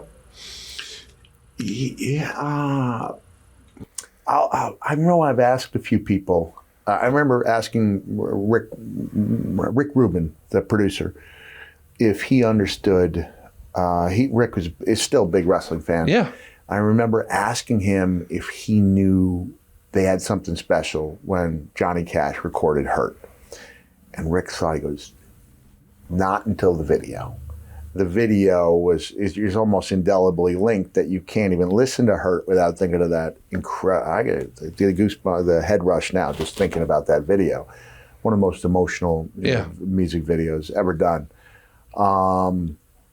And so I love getting a feel for what other people say about magic moments, whether you realize they're happening. And I've talked about the element of magic, and I really believe in that. And that's part of the reason I'm grateful that WWE has divided their Mania into 2 nights, because it's almost impossible to have that magic moment in a main event at the end of 7 hours. It's just beyond the boundaries of human endurance, right? It's too much. It's why people needed that breather when I hated being part of it, because I knew how hard Seth Rollins and Finn Balor were working, and then finding out that Finn had been injured in that 3 minutes into the match, it still went another 23, and the crowd at SummerSlam started this belt is stupid, because it was the reveal of the red belt. And I will say that in my, now when I go to conventions, all those things, I probably signed several hundred hardcore titles. The Winged Eagle, I've signed a lot of. I think I've signed that red belt 3 times. And the 24/7 green belt twice, Yeah. So these belts didn't resonate with people. But I think if that match had been on after 3 hours or 2 hours instead of at the 5-hour mark, the fans wouldn't have reacted. But they just need that. They need to be able to relax and enjoy that. Yeah. But the element of magic has to be there for a match to go from being great to classic, and from classic to something that families will specifically hand down to the next generation. I'm just curious, as you're watching in the monitor and you see that great visual of Stone Cold trying to push out of the sharpshooter and that blood is streaming down, me getting to know you makes me think you're probably watching that thinking, man, I know I'm hurting, but I got to have a moment like that. Ooh, I wanted a moment like that. Yeah. And I had not. And the WrestleMania moment would be elusive to me. But at that time, to me, there wasn't a big difference between Mania and In Your House. It's just as far as pride of ownership. So 1 month later or 3 weeks later, I'm in the main event of the In Your House match. And I'm having what I think is a great moment when I go off the apron head first through the table. What a spot. The spot. Never been done before, and I haven't seen it done since. And I was really happy to be, the guy given the task of being Undertaker's first opponent. But no doubt, I'm watching as a fan first and foremost. And a friend of Steve's. And a friend of Steve's. And then there's that, third, but not that far behind is Jesus, man, he's competition for a spot as well. And he's just captured that top spot in the company with a double turn that I never saw coming. Yeah. So, I don't know what else there is to talk about this WrestleMania. I mean, what a moment it's going to be to know the Undertaker is finally the world champ again. Yeah. And you're going to be his first opponent. That's going to be a story for us to talk about next month. But is there anything else we can cover on WrestleMania 13? Did you go to the after party that year? Oh, yeah. Yeah, the after party. The after party. Again, I keep dwelling on the shrimp cocktail. It was just such high quality, and I was never a drinker. I remember I would enjoy those. Did your wife come to this one? My wife did not come to this one. She was at Survivor Series 96, and I was personally offended by the fact that my wife was not allowed to come backstage. It was a no wives rule, and then I'm seeing that rule being overlooked for other wives and girlfriends, and it bothered me, and I let Mr. McMahon know it bothered me. It hurt me. It really hurt me. It hurt me when the family was told we had to stay in a separate room backstage in Bangor, Maine. This is summer of '96. It seemed completely unnecessary to me. And so my wife never felt completely accepted. That stuff hurt her too. But when I would go to the post-WrestleMania parties, it was fun because the guys know that I'm not going to hit on their wives. So the wives are in a safe space with me. Right. They can have a couple drinks. And it was fun to be part of that and to realize you're in a completely G-rated environment, and they would kind of swoon over me like I was a big deal. It was really sweet, and I always looked at that as a big, I looked at it with a point of pride that the guys could go out and blow off some steam. They're not going to worry about the hardcore legend hitting on their wives. And I always enjoyed the post-Mania parties, which is why in 2000, when my wife is going to go and we're all out there and it's the end of my career, it was a great dichotomy, the thrill of victory and the agony of defeat, because I've been in the main event at Mania. I have reason to believe it's going to be a big payoff. I'm not completely comfortable with coming out of retirement 4 weeks after I, retired and said I would not prostitute my name by coming out of retirement. And in the end, I couldn't make it because I was in too much pain with my, having missed on my elbow and having thought I possibly broke my sternum. So I just remember after Colette got all dressed up, I said, I can't do it. And just there I was after my one and only main event at Mania. And I ended up falling asleep with a bag of ice on my chest and the cold water dripping down both sides of my body. I just physically couldn't do it. Made it to Disneyland the next day, but couldn't make it to the post-Mania party. So at WrestleMania 13, did you know? I mean, obviously everybody knew The Undertaker was leaving champ, but did you know I'm headlining the next pay-per-view? I don't think so. Find out the next night at Raw? Yeah, I think that's where I was really helped by Vince Russo's influence. I don't know that for a fact, but I know Vince was somebody who was, a big believer in what I could do. And in, my ability to be that guy. I don't have all the wins in the world. I don't have a lot of titles to my record, but I'm a certifiable threat, especially given my history with The Undertaker, and that we were going to have a good match. We're going to talk about a hell of a match and a follow-up next week. Another major WrestleMania moment coming up for Mick. WrestleMania 20, and then the follow-up for it, Backlash 2004. So we've got the Rock and Sock Connection reuniting. You're going to be working against Randy Orton, Batista, and Ric Flair of Evolution. Of course, Chris Benoit and Eddie Guerrero have their big moment as world champions. But then, maybe what I'm more excited to talk about, you and Randy at Backlash in the hardcore match for the Intercontinental title. Pretty pumped about that. But this is the time of the show where we spread a little joy over at cameo.com/Mick Foley. Definitely not a plug. Not a plug at all. Just a public service announcement. Yeah, just letting people know what's going on. Let me take the phone out here and see what we have. As a little bonus one day, we need to do a What's in Foley's bum bag, I think is what it's called internationally. I still call it the fanny pack. Yeah, there you go. All right. Okay, let me go and see what we have on tap here. Okay, to Sam from Janice, turning 50.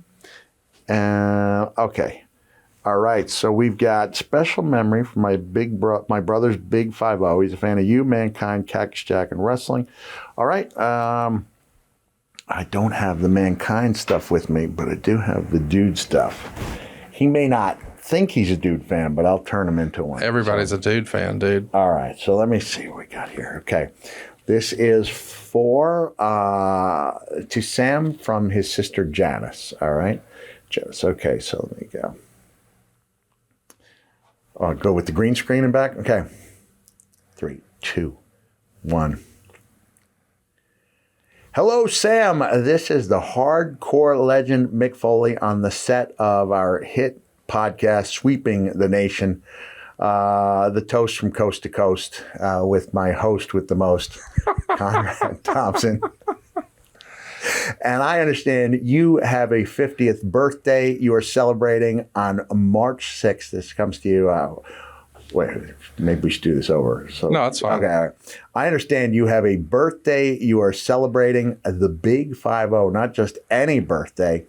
And this is a special memory. Janice tells me that you are a huge fan of Mankind, Cactus Jack, and wrestling. And you've been a very supportive brother and an awesome uncle to Janice's 2 children. You are a great uncle, a movie buff, a gamer, a board and video smarty pants of the family. It's not just from Janice, Amanda, Landon, Asher, and Mom. They all love you. As much as you love Mankind and Cactus Jack, they couldn't be here today. And you specifically left out the third face of Foley, but he's the one that I think is most suitable for this video, because we're going to take a stroll down memory lane for you and my next guest, who is going to give to you his gift of song. So may I introduce to you the hippest cat in all the land. He is Dude Love Daddy, not Dude Love Daddy, but Dude Love, Daddy. Yes, indeed, the big 5-0. And I just want you to know, age, it's just a number. Why, this hip cat knows for a fact, Jack, he was every bit as happening at Nifty 50 as he was at Flirty 30. And now, as long as those little nephews of yours are not listening, may I tell you, still getting my kicks at age 56, Daddy. And so it's with that in mind that I tell you, you are only as young as you feel. And now Dude Love is going to take you on a little musical journey, a cappella, going like this. And now the time draws near as you face your anniversary. Oh, Sam, it's been 50 years since that first night inside the nursery. You've lived a life that's cool since you began your fateful earth stay. But now, much more than this, today's your birthday. Your times, I hope they're nice, of fun-filled days with joyful meetings. This is your overpriced but customized Dude Love greeting. Janice, she planned this gift not in a frankincense, a myrrh, or a gold or myrrh way. Oh no, she bought you this. It's for your birthday. Dude Love here, sending you blessings of peace, love, and understanding, the heartfelt hope that this is the jolliest, the holliest, the merriest, the grooviest, most laid-back birthday in the history of mankind. Have mercy. Oh, my goodness. There's not a dry eye in the room. Dude does Sinatra and does it well. Oh, man. Sam, I hope you're as happy with this as I am. You are live on Foley's Pod, and this has been a great joy to bring this to you. May all your days be nice. How about that? A little round of applause. Book it right now. Somebody in your life, the wrestling fan in your life, wants to hear from do Mick. it. You can see I like doing it, right? Yeah. This is where, look, we just said amazing things about Bret Hart. I don't think Bret enjoys doing the cameos. Not as much as you do. As I do, right? I don't think, and hopefully that joy is infectious. So that's my feeling. If you know somebody loves doing it, as I do, it just means a little something. I'm not saying you choose the Hitman over the Hardcore Legend, just saying I think I enjoy doing them I think probably more than anybody out there. Pride of ownership you talked about before, and you own In Your House and you own Cameo, Daddy. Mr. In Your House. Yeah, come on. Next week, though, we're going to be in your house talking WrestleMania 20 and Backlash 04 right here on Foley's Pod. Love it. See you next week.